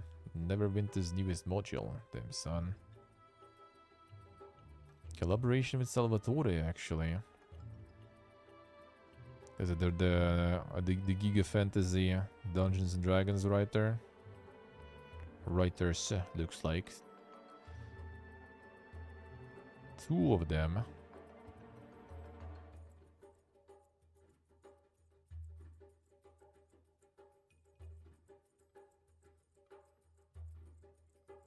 Yeah, Neverwinter Online was... when I played back in the day, it was kind of alrighty. The microtransactions back then were already kind of like... making it kind of oof. But, you know, still wasn't too bad. For some time to play at least. Alright, let's go. Let's get to the news, Multiversus is being taken offline to relaunch in 2024. I have a feeling it's not gonna relaunch though. Now there's still a lot of work to do. As a result, we have a clearer view of what we need to focus on, specifically at the content cadence of new characters, maps, and the modes to give you more ways to enjoy the game. Along with updated netcode and more matchmaking improvements, I'll also be reworking progression system based on your feedback and looking at new ways for you to connect with your friends in the game. So yeah, I'm not sure. Pulled from online stores on April 4th. And new players won't be able to download it. Those who already have it in their libraries can still reinstall it after that date. On June 25th, the game's online servers will be shut down along with any associated features. After that, players will only have limited access to offline modes such as the training room and local matches.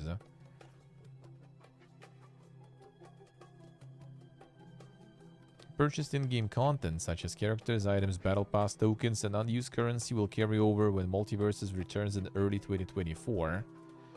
The Season 2 Battle Pass will also be extended through June 25th. Daily missions will continue to be added, but the weekly seasonal milestones will no longer refresh after March 31st. I mean, maybe it will return then. Maybe. But yeah, that's kind of like for open beta and stuff, that's an interesting move, huh? Just completely pull it. Not sure. Usually open beta just kind of like traverses into the full release with no like wipes or everything. And now they kind of just gonna pull it completely. Turn servers off. That sounds kind of dank. Ubisoft pulls out of E3 2023 to host a separate live event. Yeah, and that also one of the things that led to a RIP E3. Initially intended to have an official E3 presence, but made a subsequent decision to move in a different direction. And will be holding a Ubisoft Forward live event on 12th of June in Los Angeles. Look forward to sharing more details with our players very soon. A RIP at the E3.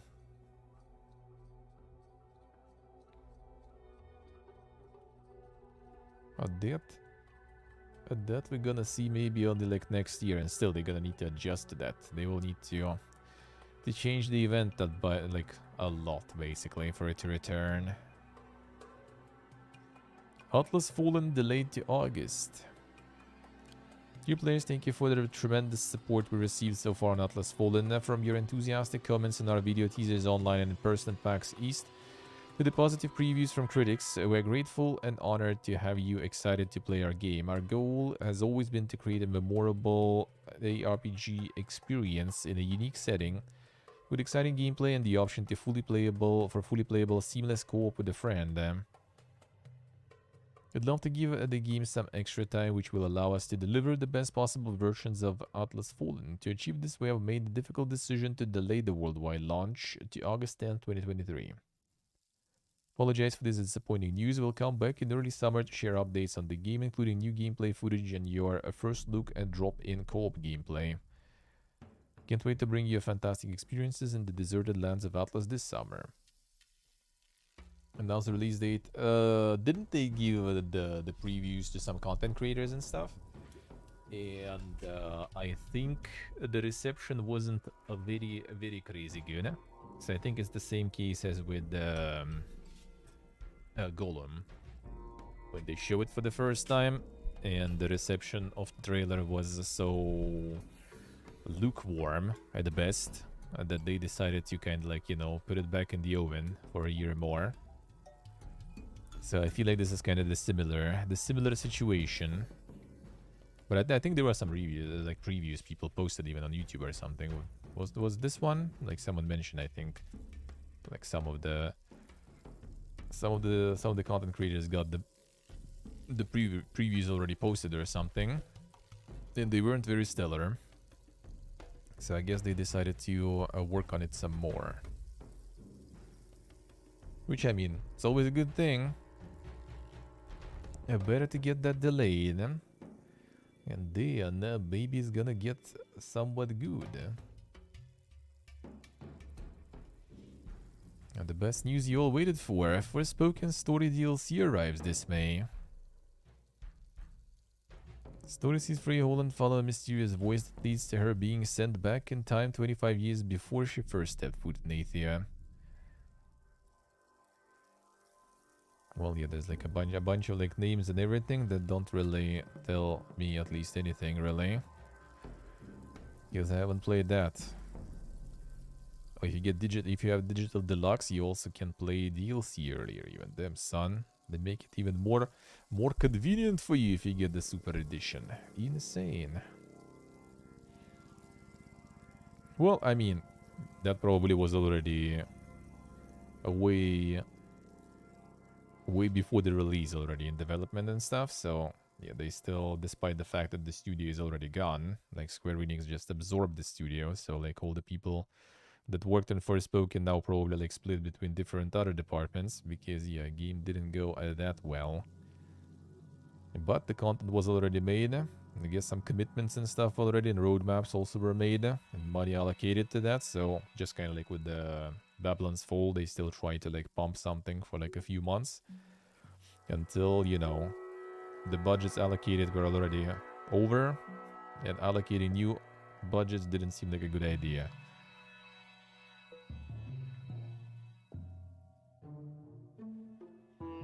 Read the release date announcement, the next event for more publicity. Well, I mean, that's kind of how it's gonna be, yeah. I mean, it does kind of give low-key extra visibility. Yeah, like all those like delay announcements and stuff. That is actually kind of like unironically gives you extra boost in visibility. That is true. Deluxe edition is only $105. Damn, son. Almost free. It's almost free. E3 2023 has been cancelled.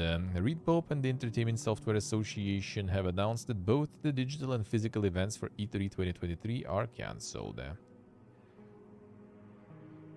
IGN received a press release stating that Reed Pope and ESA will continue to work together on future E3 events. We'll see. They will need to like redo a lot of things, really. And I'm not sure if it's gonna be like any good for them. Not sure.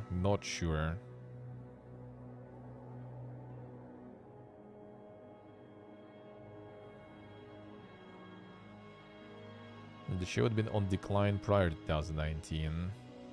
I mean, that's the thing. Like, people from the whole of the E3, people cared mostly about the announcements. Like, all the announcements that happened before the show floor is even over. And a lot of those studios that were doing those announcements, they already pieced out, right? Because like Nintendo was doing their own separate online thing. They weren't on the show floor. EA was doing their own separate thing. They weren't on show floor. Sony wasn't even going whatsoever. So like if you don't have those big boys appearing to your event like physically, then no one else will go there physically. No visitors, and when there's no visitors, no smaller companies will go there and pay chunky money to be there. And the big boys, they're not gonna pay any chunky money because why? They already can just like, you know, start the stream on their channel and there's gonna be like, you know, shitload of people watching that. And not to mention they just can call Joe off, right? And just write his event if they want to. And they're not gonna pay anything. I'm pretty sure. Like the big studios, if they have like some big announcement of exclusive, I'm pretty sure Joe just gonna be like happy to have them for free there. And with the pleasure. So yeah, that's kind of like different commercial model. Like E3 just charges and tries to make money out of, you know, all these participation fees and like tickets and everything. And on the proper events nowadays, like having those big studios is the payment already. Wait a second. Yeah, this one. How's this one going actually? Oh, very positive. Interesting. This is the grounded at home. The grounded, but way to think.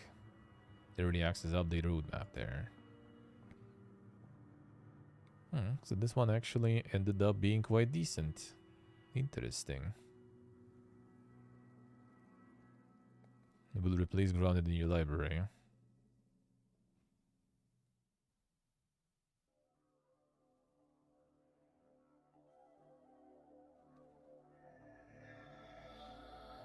What the fuck happened to Empires of Undergrowth? Yeah.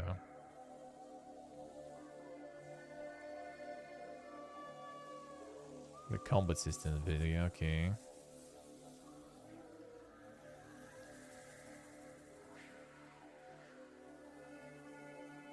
But that's nice. That's actually like surprisingly solid for early access, kind of like survival game launch.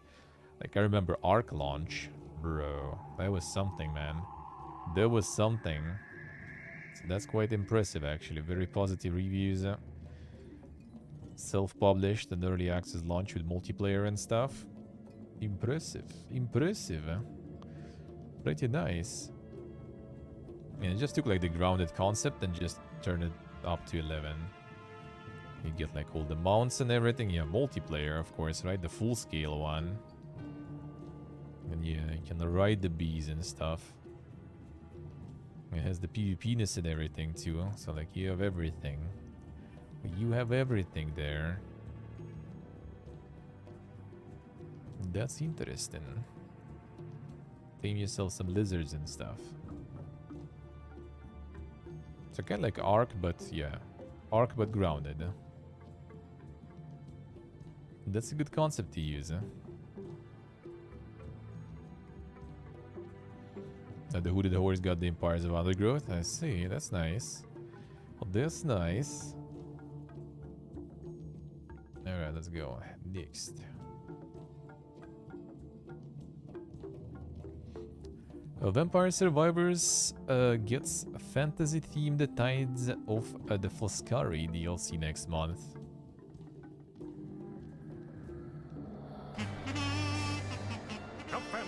Oh, I see. I was probably the fighter, a mage, and the meme, I guess. A vampire's paradise? Most likely. I was just like the teaser like this. Well, actually, April 13th, I guess. I guess it actually maybe even will happen. It seems like it. $2. $2 DLC. $3 game. That's way to think, dude.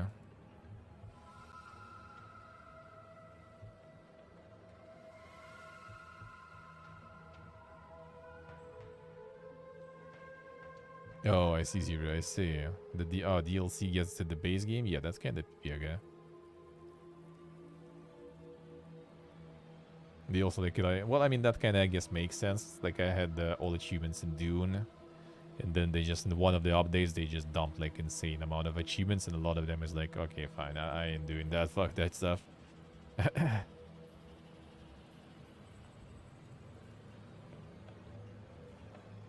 No.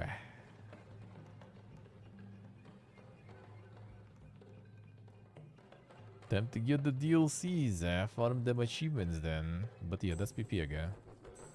These DLCs should be separate. The abuse allegations emerge in the wake of GDC 2023. GDC organizers organizers, I guess, say assault and drink spiking are outrageous and unacceptable and encourages reporting to the police.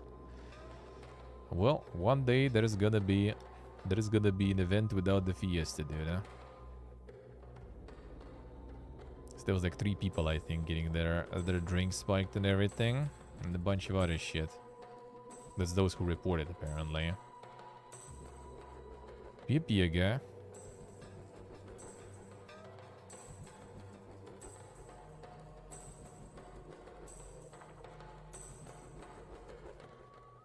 The seafood is, yeah. Now, for me, achievements in some games, I don't mind, but that's kind of like rare. That's like Souls games, not even all of them. I kind of like bother. Like Dark Souls 1, I actually still haven't bothered to go back and do.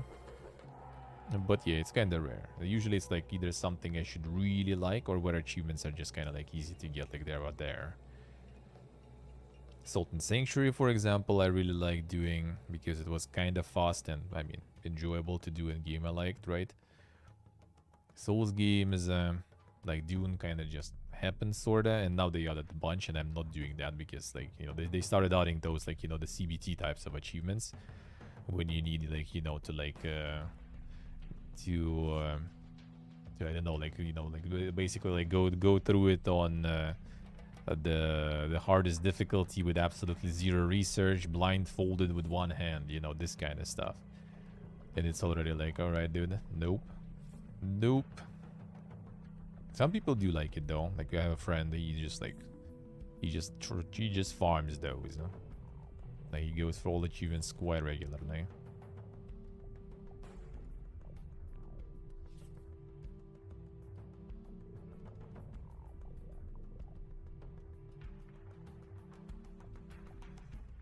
The Dark and Darker removed from Steam due to ongoing Iron Mace Nexon dispute.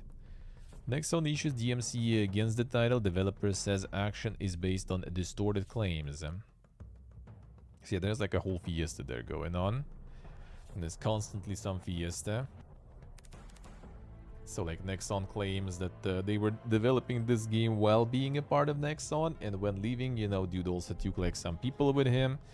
Assets with him and everything. And basically, yeah, the Dark and Darker just, you know, looks like the game that Nexon was working at. And yeah, it's kind of still big question mark. It's gonna be like some court and everything. And yeah, it seems like the Iron Mace is just gonna be like kind of bullied into, I feel, maybe like just like giving the rights for the game to Nexon, or I don't even know, because like considering they already were doing like some sort of fundraiser on their Discord, apparently. They got closed though later, but still they were doing a fundraiser because things were not looking good in terms of money, I guess. They got like what, like 40 something thousand bucks in like a couple of hours or something raised, and then they closed it because no one knew if it's like the legit fundraiser or not and what's happening, even because some community manager posted the link in Discord. 40k in 15 minutes, I say. Fundraiser was a scam. I don't think it was. I don't remember, did I get that in here? But yeah, I don't think it was actually. I think I had it. 1 second.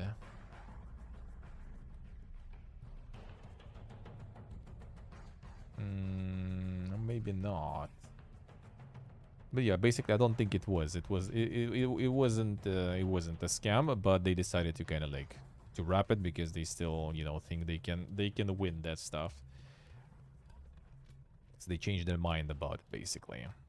But yeah, they are not in the that shows that they are not in the best shape there. I feel it probably kind of like the community managers and stuff were maybe like scared that, you know, the salaries and stuff now gonna stop because, you know, they have no profits. Investors already pieced out. They were about to get like a bunch of investments.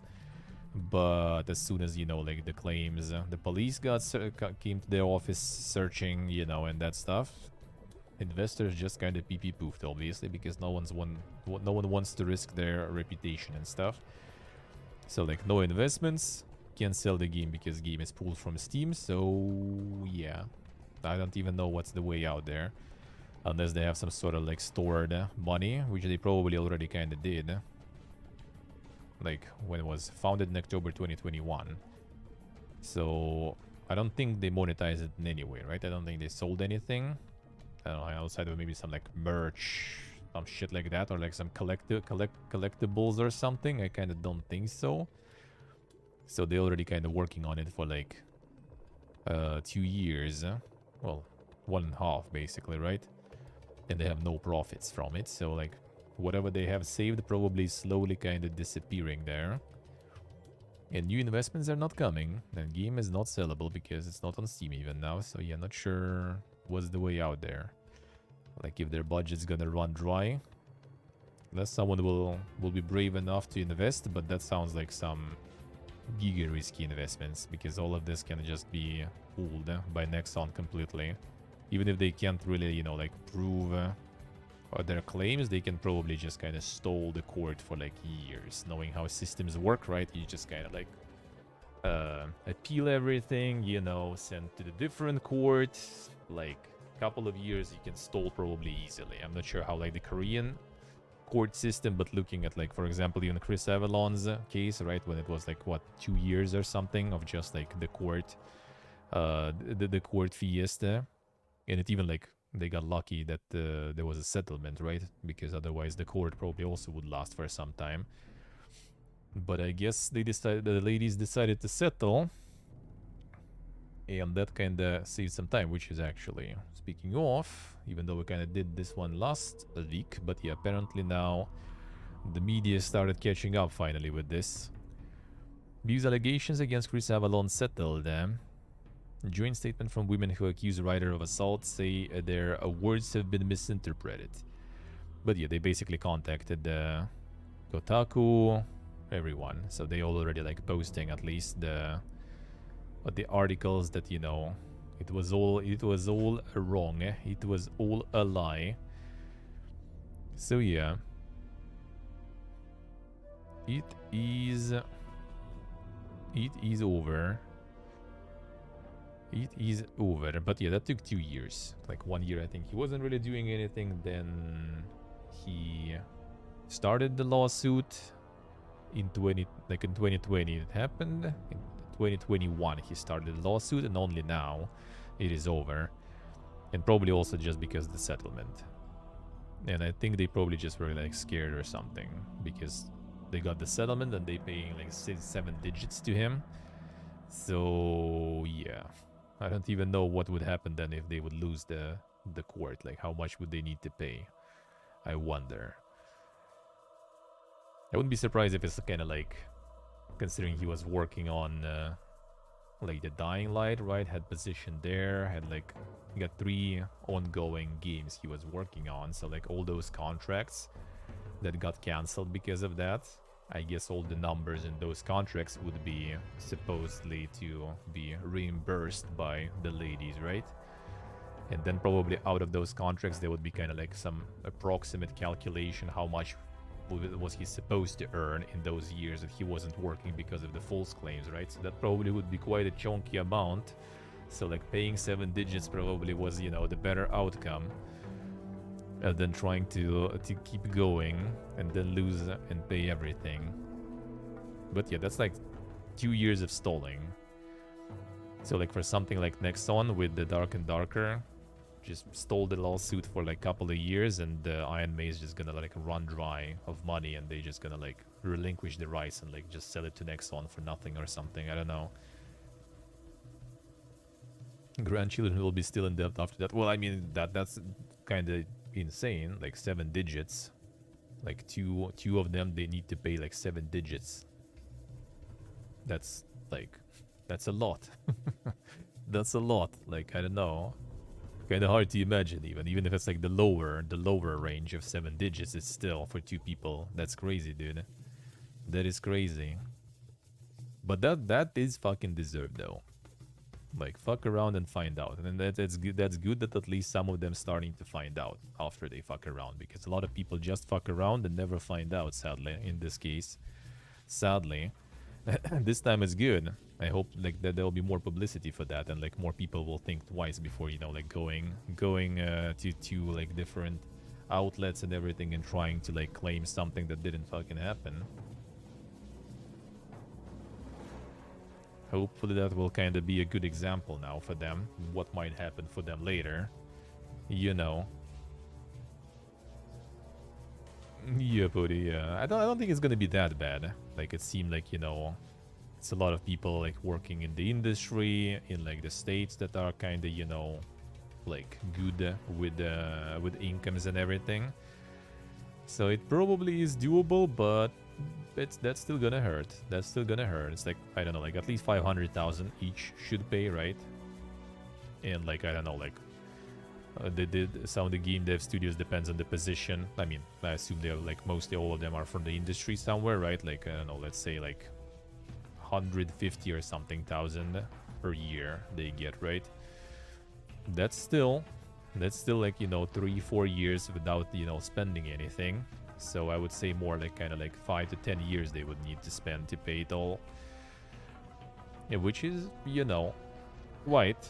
That's quite. So not sure about their grandchildren and everything, but that's gonna be next few years probably, or like all their savings for like buying an apartment or something or house and just kind of gone.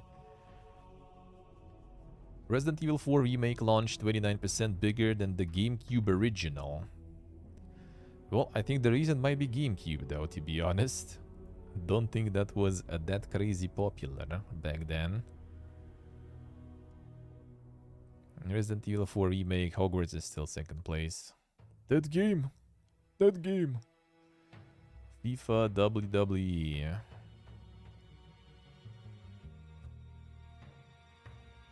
Yeah, God of War Ragnarok now is the new Horizon, basically. Like before, Horizon was constantly somewhere around here in the top because it was bundled with PlayStation. Now it's mostly like God of War Ragnarok bundle, so it's staying here because of that. No, it's actually kind of insane how huge all these FIFAs and stuff are. Like, brother, how much money? Oof. The GameCube version was amazing, I see. I mean, in general, I think the GameCube wasn't like super crazy popular. It was a different console. Like, I remember like around that generation, there were some consoles that were kind of like not, you know, super popular.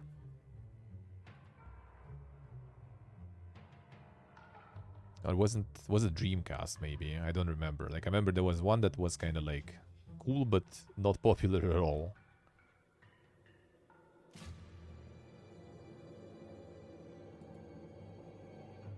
And the PC version was scuffed, I see. US members of Congress slam Sony's monopoly in Japan. So Sony also probably kind of like getting into the fuck around and find out stage.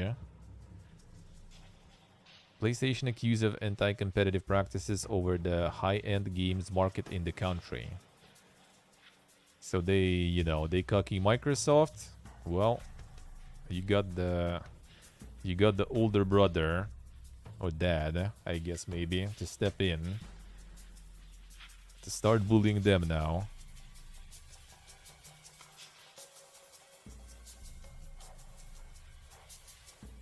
Told Sony controls a monopoly of 98% of high-end game market. Yet Japan's government has allowed Sony to engage in blatant anti-competitive conduct through exclusive deals and payments to game publishers.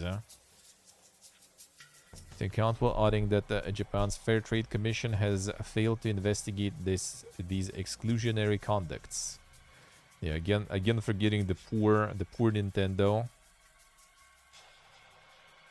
The discussion completely ignores the existence and prevalence of Nintendo in Japanese market. But yeah, apparently that was the Sony's own mistake. Like they were talking about how did they call it? Like, yeah, the high-end gaming, I think. So they just kind of excluded Nintendo Switch because, you know, it's not high-end. So they just kind of like made it even worse for themselves because now there is like, you know, less shares on the market, and now they actually, you know, only have like basically kind of like Xbox, like PC, I guess, and PlayStation. And well, I mean, in console market, it's like PlayStation overtaking everything.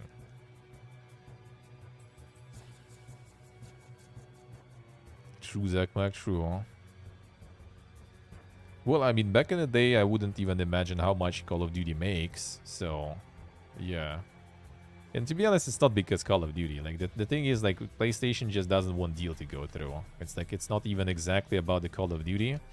Because, like, 10 years contract, like, let's be real, in my opinion, right? Like, 10 years contract is, like, more than enough. Like, in 10 years, like, if in 10 years Call of Duty is still popular, I would be impressed. Because, you know, it takes... I don't know what it takes, actually. Like, a lot of persistence or a lot of, like, fiesta from the consumer side to keep something going for that long. It already goes for, like, decade, over a decade. Imagine, like, more than a decade. Another decade, basically, on top of that, right? To, yearly pumping that stuff. Like, I don't know, man. Like... In 10 years, they surely would be able to just, like, you know, monetize it for 10 years, get the profits out of it. And in 10 years, you can, like, easily prepare something that will be, like, your own Call of Duty, basically. They have, you know, they have the Destiny team on their side, for example. They have franchises that they could, you know, bring back, like Killzone, all that stuff, right? No problems. Like they have potential if they really wanted to, but yeah, I don't think it's the Call of Duty. I think they just want to, you know, for Microsoft to take an L or not take a W. Let's put it that way.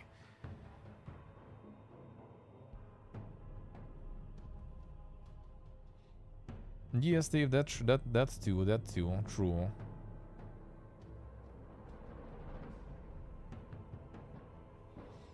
The problem is to make it popular. I mean, that is true. That is true. I do agree. But it's like 10 years, though. Like, in 10 years, and you're a platform holder, by the way, right? Like, you have full control. You can put your new game to the very front pages. You can put your game as a bundle in every purchase of a console, right? You can just, like, for 10 years, you can basically spend on, like, aggressive marketing, developing, you know, and re-establishing some old franchise that they can take. You know, don't need to make something completely new from scratch, right? Just the new franchise, you have full carte blanche on anything. And you can just, like, in my opinion, you can make, like, making something like Call of Duty is not even hard. Like, it's all about the marketing. Like, it's just as generic as it goes type of shooter. Just need, like, you know, good graphics, which PlayStation I think can make way better than Call of Duty. If it will be, like, exclusive just for PlayStation, I think they can make insane graphics, right? Let's put it that way.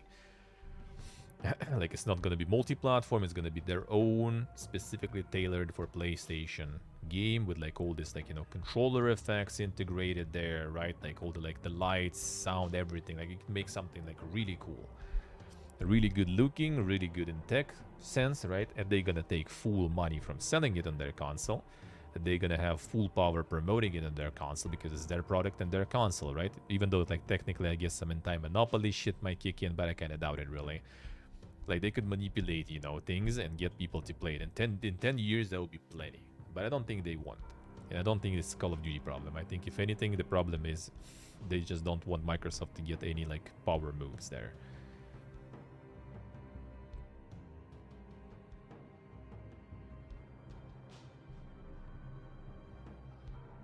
Might be scary for investors. Yeah, it could be. It could be also just kind of like investors don't understand that shit, right? Like, they think with, like, numbers and everything, and they, you know, like, oh shit, Microsoft gonna, like, become strong, even though in fact Microsoft is, like, already, like, it's not consoles fighting. Like, Xbox is, like, dead, pretty much, in my opinion. Like, the only thing that drives Xbox, still keeps it alive, is, like, the Series S, the hobo one, right, with Game Pass. Because it's just, like, it's a cheap way to get yourself, like, a gaming machine. You just pay, like, how much is it, like, $200-300, right? And then you pay, like, $10 per month, and you have yourself, like, huge library of games that you can play all the time available. Like, it's a good value for, like, the low-end entrance. Other than that, Xbox is, like, in my opinion, at least dead. There's no exclusives. Prices are not different from Sony, right? Like, but at least at some point, I guess it was easier to get Xbox than PlayStation 5. But now you can just go out there, buy PlayStation 5, no problems most of the time, right? And the price is the same, so why would you even get Xbox? Outside of Game Pass, of course. And even Game Pass is not even, like, that crazy, because, yeah, first of all, it's not going to be that cheap anymore. Second of all, you know, PlayStation also has something now going as an answer. And like if I would be getting like a console, like it would be PlayStation 5. Like it was always the only console I had was PlayStation 4. Like before that I was just like whatever I wanted to play, I could play on my friend's console, right? But my own first console I bought was PlayStation 4. And logic was simple because it has exclusives and that's it. Nothing else does. Well, Nintendo, right? But I can, outside of buying it, I don't care about their games whatsoever. They don't have anything that kind of like interests me that much, so I would buy that. And for Bayonetta, we actually bought Wii U with my friend back in the day, and now he bought Switch for Bayonetta 3, which I got a yank from him, by the way, too. So we do like Bayonetta. But other than that, PlayStation, because exclusives, that's it. Yeah, even Bethesda purchase didn't really change much, right? So, like, that's the thing. Hey, Zip Zoop, hello, sir. Going back to consoles with PS5, tired of all the PC ports. Well, the truth is, the times when console was like, oh, just plug the disc in and play, they are kind of gone. Consoles also starting to have like the shit releases. Consoles also starting to have like crashes and everything. So it's not as simple anymore, but probably still better than shit ports on PC though, probably. Imagine if Doom Eternal was exclusive. To be honest, Doom Eternal is not even that huge though, that's the thing. Like the only thing that might be actually huge is yeah, like the Starfield is kind of big, but it's not even huge. Like you don't see Sony molding about like Starfield, for example, because they are all niche games. Like it's the scale that interests them. Like Doom Eternal sells like, you know, like, I don't know, like thousands of $1 million probably, like hundreds of $1 million over a long time. Call of Duty sells billion in a weekend. That's like completely different scale of things. Yeah, yeah, that's the thing. Like the PlayStation always, like the PlayStation games also expensive as fuck here. Well, like a lot of them are now here, right? But before, at least on Steam, you could get like just stuff cheap here. So everything was on PC, exclusives were on the PlayStation. That was like the rule back in the day. Still is really, I would say. So yeah, I'm not sure. I'm not sure about like the Xbox. Like the console war already lost by Microsoft long ago. Like, if anything, it's about, in general, like, Sony, like, preserving their domination on the market, basically. And it's called 6 will probably make PR knows. Might be. I'm still kind of not sure, though, actually. I feel like RPGs are huge, but they're probably not as huge for, like, the corporate dudes, most likely. Most likely. But it's probably like investors, they just see, you know, numbers, how much like that sells, and they're like, yo, dude, we don't want to lose that. But 10 years contract would be like long enough, in my opinion. Like 10 years is like more than enough for some franchise to live. Imo. Like, I mean, one thing is like, you know, like Elder Scrolls, right? Like 10 years might take to make new Elder Scrolls. But when it's Call of Duty, and it's Call of Duty every year for 10 years, like, I don't know. Like, I mean, that might be just me overestimating humanity, right? Maybe in 10 years people will still be like waiting and like pre-ordering that Call of Duty, you know, like again, and I'm wrong. I might be easily, so yeah, not sure, but yeah, I think they also in 10 years they could make it whatever they want. New Call of Duty, they can make it no problems if they really wanted to. They have all the tools to make some game to, you know, to take off hard. A French union accuses Ubisoft Paris of crunch mismanagement.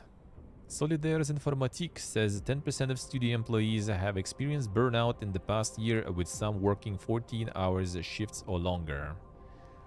And whenever you think your life and your work is bad, think of the Ubisoft, man.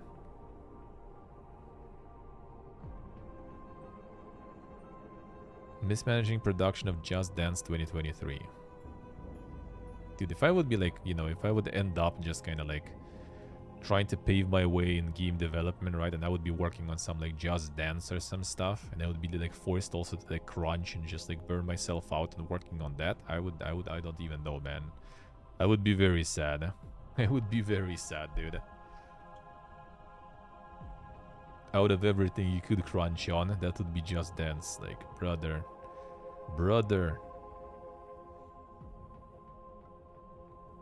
10% of developers working on the game experienced burnout in the past year.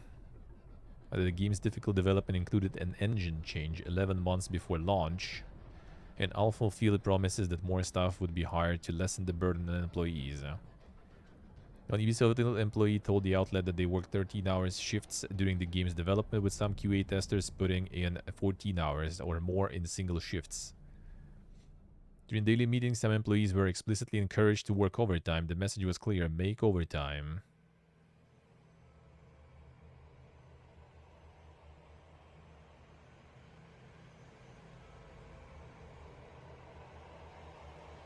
Workday starts at 11, come in at 11:30. Oh, isn't they like going in? Well, I mean, it depends though. Like in some cases, in some companies, I guess.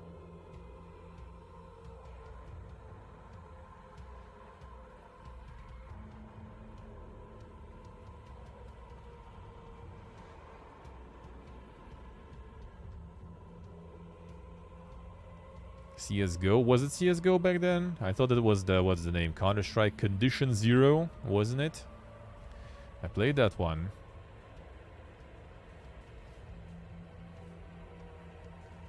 Actually, that might be older than 360 era though, I feel.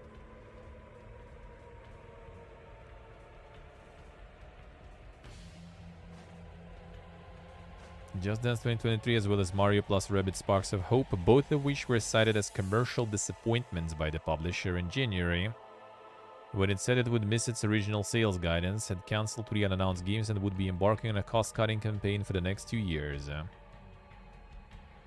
Yeah, they held a strike, that I remember. Union's allegations of burnout at Ubisoft Paris come as Ubisoft Montpellier is already under scrutiny by the Inspection du Travail, labor inspection services, for an unprecedented number of developers experiencing burnout and needing extended sick leave. Oof. The single player one was Condition Zero, yeah. It had multiplayer to it too, I think, though, because single player was very scuffed there. But multiplayer, I think, was just like 1.6 basically or something.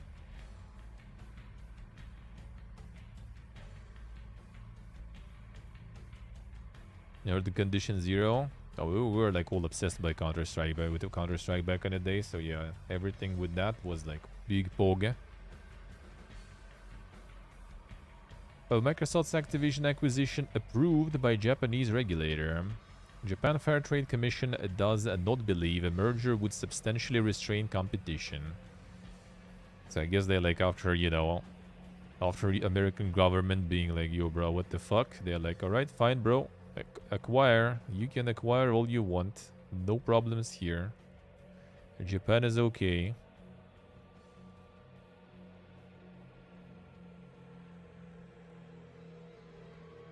Disney to lay off 7,000 staff members, shut down Metaverse division. 50 staff part of the next generation storytelling and consumer experiences division were laid off. Well, Metaverse going really good, seems like. The Metaverse is going alright. As soon as all the like extra money and everything disappeared, as soon as all the lockdown boosts disappeared, everyone just instantly forgot about it. Yeah, that's not even kind of bad. That's, well, I mean, it's bad that people are getting laid off, right? But like, it's good that that Pipiega stuff is not having any moves. That I don't mind. Just make like actual VR games and stuff. Then, if you really want to do something with VR, don't need your metaverses, brother. In Japan, nobody cares about Microsoft. Yeah, mostly. They shouldn't really. They shouldn't. It's PlayStation, Nintendo, yeah. Microsoft actually with the last generation kind of like went somewhere there, but it still was kind of nothing compared to other competitors.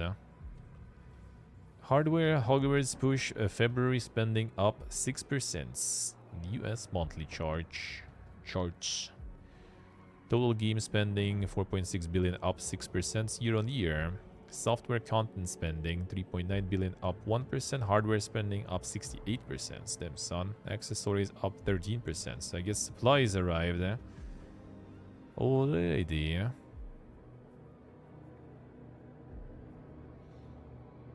Nokia Engage, damn son. Remember that. Remember that. I had one friend who was like having all those fancy phones and stuff back in the day. It was always like, what the fuck, so cool, and then it's like, yeah. Kinda cool, but you know, why? Gizmondo? No, I don't think so. It was more like Nokia and some other stuff there was. I think there was like 2 phones back then that were kind of like, you know, those gaming ones. Yeah, Pony, can you imagine? Can you imagine? Well, here's the US charts, Call of Duty. No Hogwarts in sight already. Interesting. Like UK still has Hogwarts, like every week they still have Hogwarts like somewhere in the top. In US it already died, eh? Just poof. And the Wild Heart's going strong though, yeah. Still Elden Ring. Nah, it's actually weird though. Oh no, Hogwarts Legacy, like who does that, dude? His first one, I'm like, what the fuck? How did it disappear that fast? This where like the header for the table is, dude. Eh? Not the first spot there.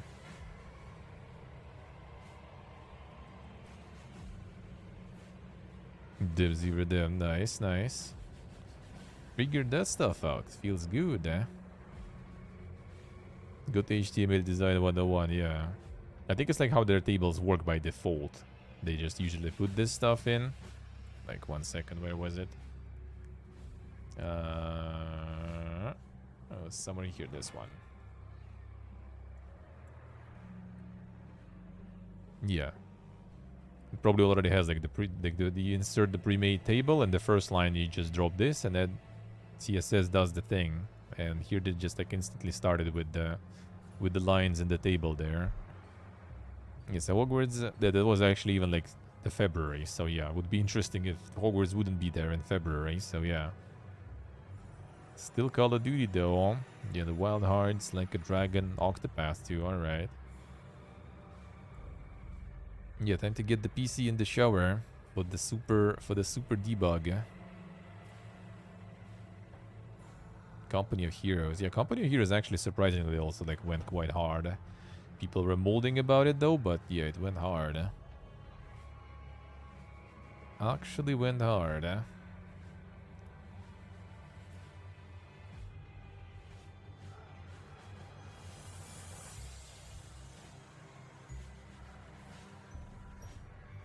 Australia proposes labeling games with the loot boxes M for 15 and over. Officials said the changes are to protect those most vulnerable in our community from gambling harms. That's a W. It's not M, that's W. I do agree. Rate them harder. Some of the ratings there are a little too strict though. Especially everything related to drugs and stuff. Wasn't even like the DayZ changed because of some injection that you need to do to res or something, like atropine or something. And that was apparently considered like the drug use or some shit, and they just kind of needed to like remove it from game or some stuff. Otherwise it would be like rated like adult only basically or some shit. Like there was some weird stuff about it. I don't remember exactly how it worked, but yeah, it was because of Australian ratings.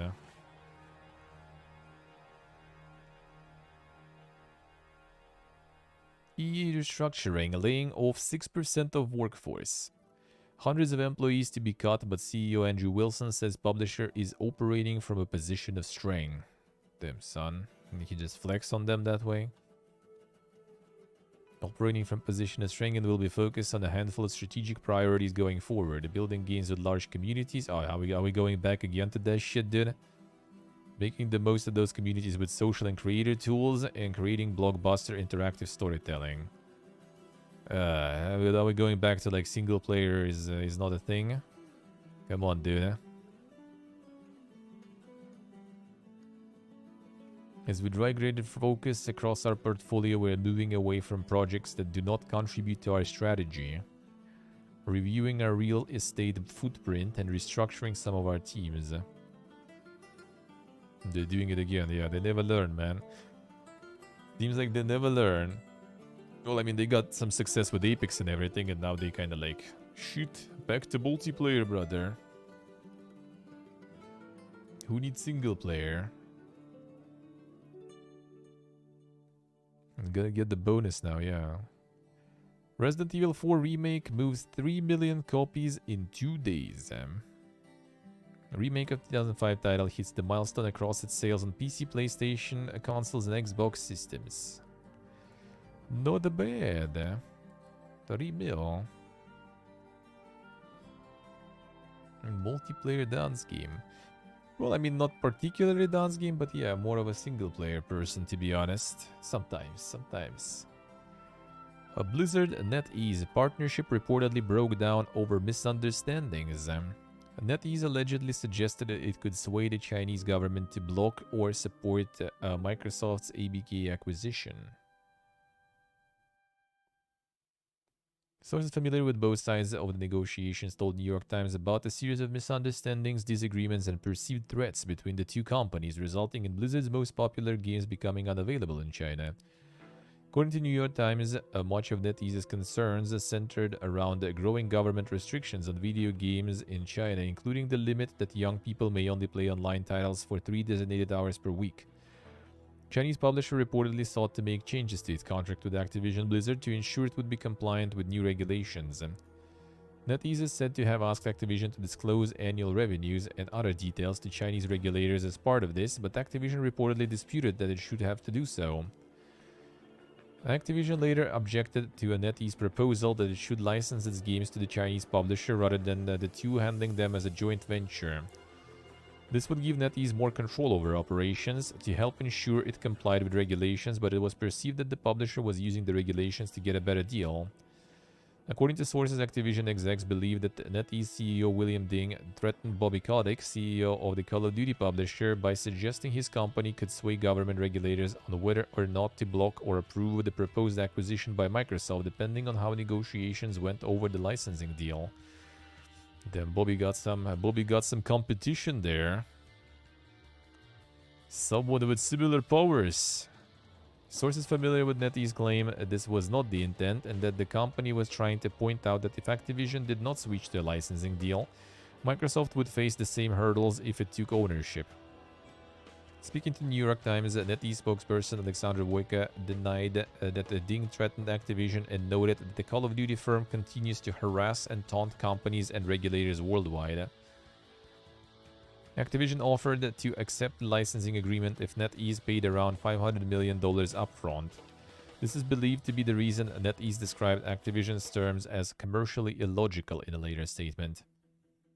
There are also reportedly disputes over NetEase investing in a game studio founded by an ex-Activision employee and investing $100 million into Bungie, both of which are said to have angered Activision. The latter because Bungie was behind schedule on Destiny content.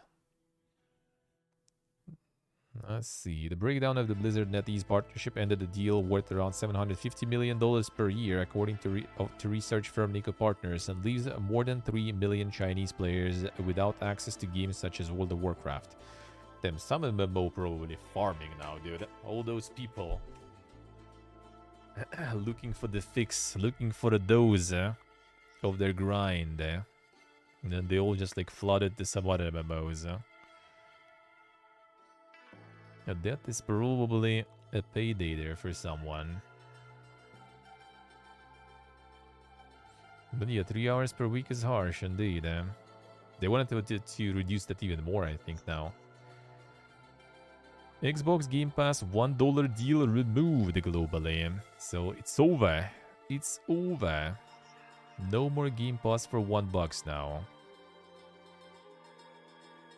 And now we need to pay more. Feels bad. All those the early 2000 MMOs are booming probably. Yeah, they did some boom here too from that stuff. Yeah.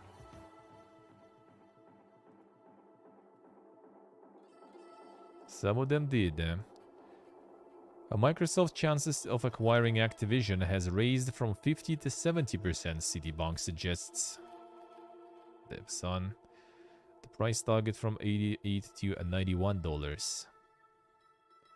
So they start to become believers now. Now the chances are raising. By these percentages, yeah.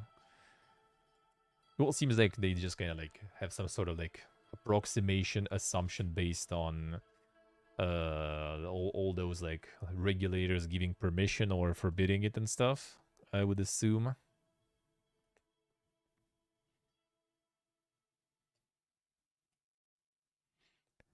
Mass Effect team join a Dragon Age Dreadwolf development. Insane. We continue to iterate and polish Dreadwolf, focusing on the thing that matter most to our fans. As we further connect with this new experience with the series legacy, Mark Dara will join the team as a consultant, bringing with him years of experience working on Dragon Age. And we're proud to have this team with strong leadership at the helm working together to realize the vision we have for the game. Yeah, due to return. He left BioWare before. Now he returned to be a consultant, the advisor.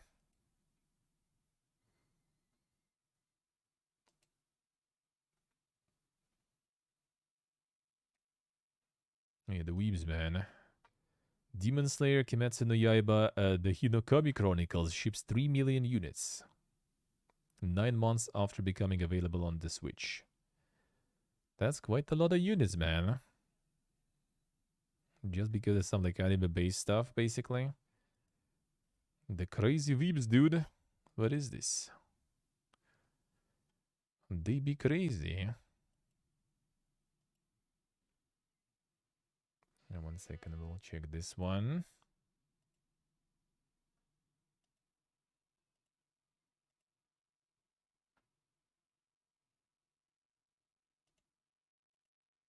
This one. And this one. There we go.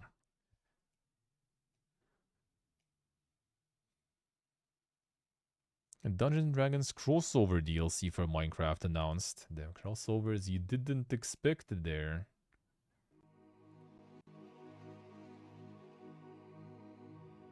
Dungeon DLC adds on to these upcoming features that March has delivered. Fully voice acted. Cast not revealed. Full storyline should take players around 10 hours to complete. Will include classic Dungeons & Dragons features such as ability scores, dice, and spells. Huh. Start off as a game within a game as players meet a dungeon master in their basement who explains the rules and helps with character creation. That's kind of cool though. That's kind of cool. 4 classes: Barbarian, Paladin, Rogue, and Wizard. Go on adventure through the Forgotten Realms. Both single and multiplayer options will be available, similarly to how an adventure party in Dungeons & Dragons works. Okay, and then like on paper looks pretty good. Sounds pretty cool, I have to say. Sounds pretty cool. Minecraft gone too far, yeah. Minecraft is the next Fortnite with all the crossovers by the looks of it. Call of Duty with community. You need to get it with all the updates. Not sure if you can even buy it nowadays here. Final Fantasy 16 has gone gold, damn. It's all going as planned. Launch on June 22nd. Actually not delaying. Actually happening on time. Yeah, this was the one we were talking yesterday about. That's a weird one.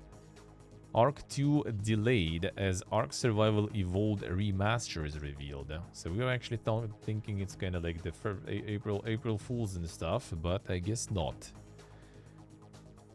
So yeah, Arc 2 delayed until the end of 2024. But now instead, there's gonna be the Ark Survival Ascended now. Survival Evolved. Xbox Series X, PlayStation 5 and PC by the end of August 2023. Unreal Engine 5 overhaul, cross-platform multiplayer, cross-platform modding. That's at least kind of cool. Survival of the Fittest is a new fully supported game mode. So it's like the Battle Royale with dinosaurs and stuff. It was kind of dead mode for a while, I think, but I guess they still believe in it. We'll see. Like, the concept is nice, but yeah, not sure. Not sure. Hundreds of quality of life improvements, gameplay changes, and new content add-ons. But yeah, on the Xbox Series X, S, and PC, users can secure Ark Respawn bundle. which will cost $50.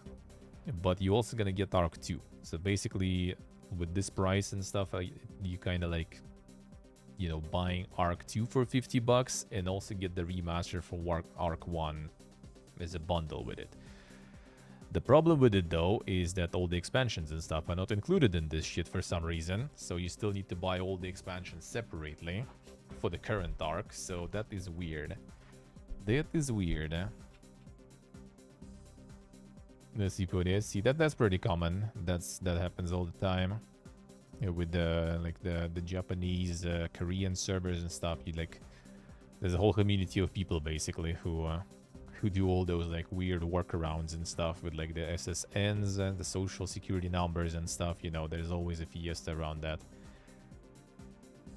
And just wait for Arc 2 being uploaded too. Yeah, we'll see about that one. We'll see about that one. I mean, I don't know, like $50 is for Arc 2. $50 I feel might be kind of okay, but the fact is that you get the remaster with the with no expansions that you bought before. That is weird. That is giga weird. Yeah, I think so, Steve. Yeah, I mean, it's gonna have Vin Diesel in the campaign too, even. So yeah, seems like it. The arc is nice. The only thing, at least with current arc, right? Not the Arc 2 will have at least campaign. I'm still not sure it's gonna be like that crazy. But yeah, at least it's not 70 or 80 euro either, right? So even though this is kind of like early purchase, maybe later if you want to buy it, it's gonna be more. But I kind of doubt it though. So like $50 just for Arc 2 with some single player might be good. But again, you still probably single player is just a small thing there. So you kind of want to probably play it online. And online you need to play it with someone. Some community servers or some shit, because otherwise it's kind of rust, you know. In a way, it's gonna get quite toxic. But you also can play it single player, to be honest, just local server. Like like in LS community, there's a lot of people doing that, and they're most likely gonna be LS community server. Like most likely, there's a lot of arc addicts in LS community. I know for a fact. Been kind of one, you could say, but yeah, I was just kind of enjoying to play it once in a while. But there were people like the servers were alive like all year round. Maybe still are actually. You can check on his Discord. So there are people who are huge arc enjoyers, and at least there is gonna be probably some community server going. So that might be good. But all this remaster stuff, we'll see how it will go. Seems kind of weird. Oh, actually, I wonder. One moment. Was there some Steam page for that already? I don't think so, right? I don't think so. That's the statement by them. Yeah, I don't think they set anything up yet.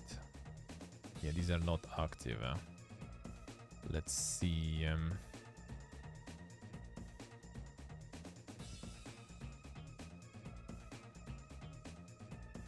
Yeah, Survival Ascended is not yet in there. Closing Arc 1 official server. Official servers I think is kind of irrelevant. Like the private servers will still be around, so it should be fine. It should be fine. 537 hours. A little bit.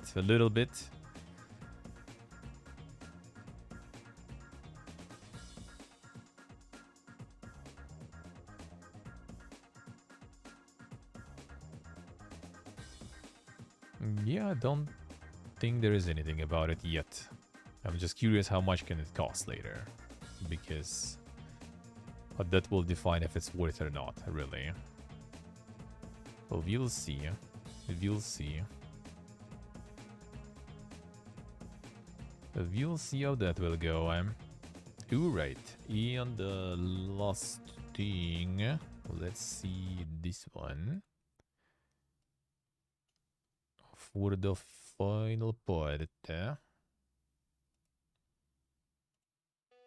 Hey, I'm Craig Ritchie, game director on Broken Roads, and from all of us at Drop Bear Bytes, we're really excited to give you a look at what the team's been up to lately. Now the game has come such a long way in terms of the art quality since we first showed it off in 2019. From character redesigns to polished locations and obviously all of the new interiors that the team have been working so hard on. We're just incredibly proud of the way it's looking, and we really want this to be one of the... Yeah, this one was announced like a while ago. The writing's also very close to complete, and there are hundreds of moments throughout the game where you'll be able to see the world or the people in it that you've met early on in your journey react to the choices that you've made. Small moments that you may have thought was just an insignificant choice can really come back in a big way later on. So we're super excited to see how players, what they pick up and what they notice, and also the different experiences that different players have based on their earlier choices. So expect Broken Roads to take about 25 hours to complete, but with 4 origin stories, 4 moral quadrants, and 36,000 possible places on the moral compass. One of the things we're really excited to see is the many ways that the game can be played and replayed based on whatever worldview you want your character to have, and the way the moral compass slowly shifts with every moral decision we make. 25 hours is good for me. It's experimental. It's something we're really, really keen to get into players' hands. The reception to it has been really great so far, and yeah, we've got some really, really cool moments in store, and very keen to see how players will vary from who they are in real life versus the character that they want to roleplay with the scenarios that we've set up. Now, as part of the move from 2D tile-based art to a fully 3D world that we've got now, we've also updated the combat, moving it from the grid-based format it was when we first showed off the game in 2019 and 2020 to fully free-form movement. So along with that, there's a full UI overhaul. We've got out-of-the-box support for console controls, mouse and keyboard, and yeah, some really new action fun point and movement point, well. I see. So yeah, very keen to see what players do. But at least you have like the detailed just like the original Fallout, amount more recently, of points. That's good. There's ways to talk, puzzle, explore your way through non-violently if you do want to try one of the many pacifist paths through the game. We've also taken multiple trips to Western Australia, added in many real-world locations, trying to keep everything authentic. We've taken thousands of reference photographs on our trips there, and the art team has done an absolutely fantastic job of bringing these, well-known towns, major landmarks, and even some lesser-known spots that you'll encounter along the way or uncover as you go. The DVD loading screen there thingy. To finally getting the game into players' hands Screensaver later on this year. But until then, we've got a lot more lined up to show you in the coming months. So please follow us on socials, check out our YouTube, and of course, wishlist coming 2023 even. Thank you. Interesting. Yeah, they announced this one long time ago. Been a while, been a few years. So we'll see. Oh, we will see how this will go. Looks interesting. Looks interesting. Yeah, the gamma is typical post-apocalyptic, I guess. Again. But I don't mind, I'm down. Alright, so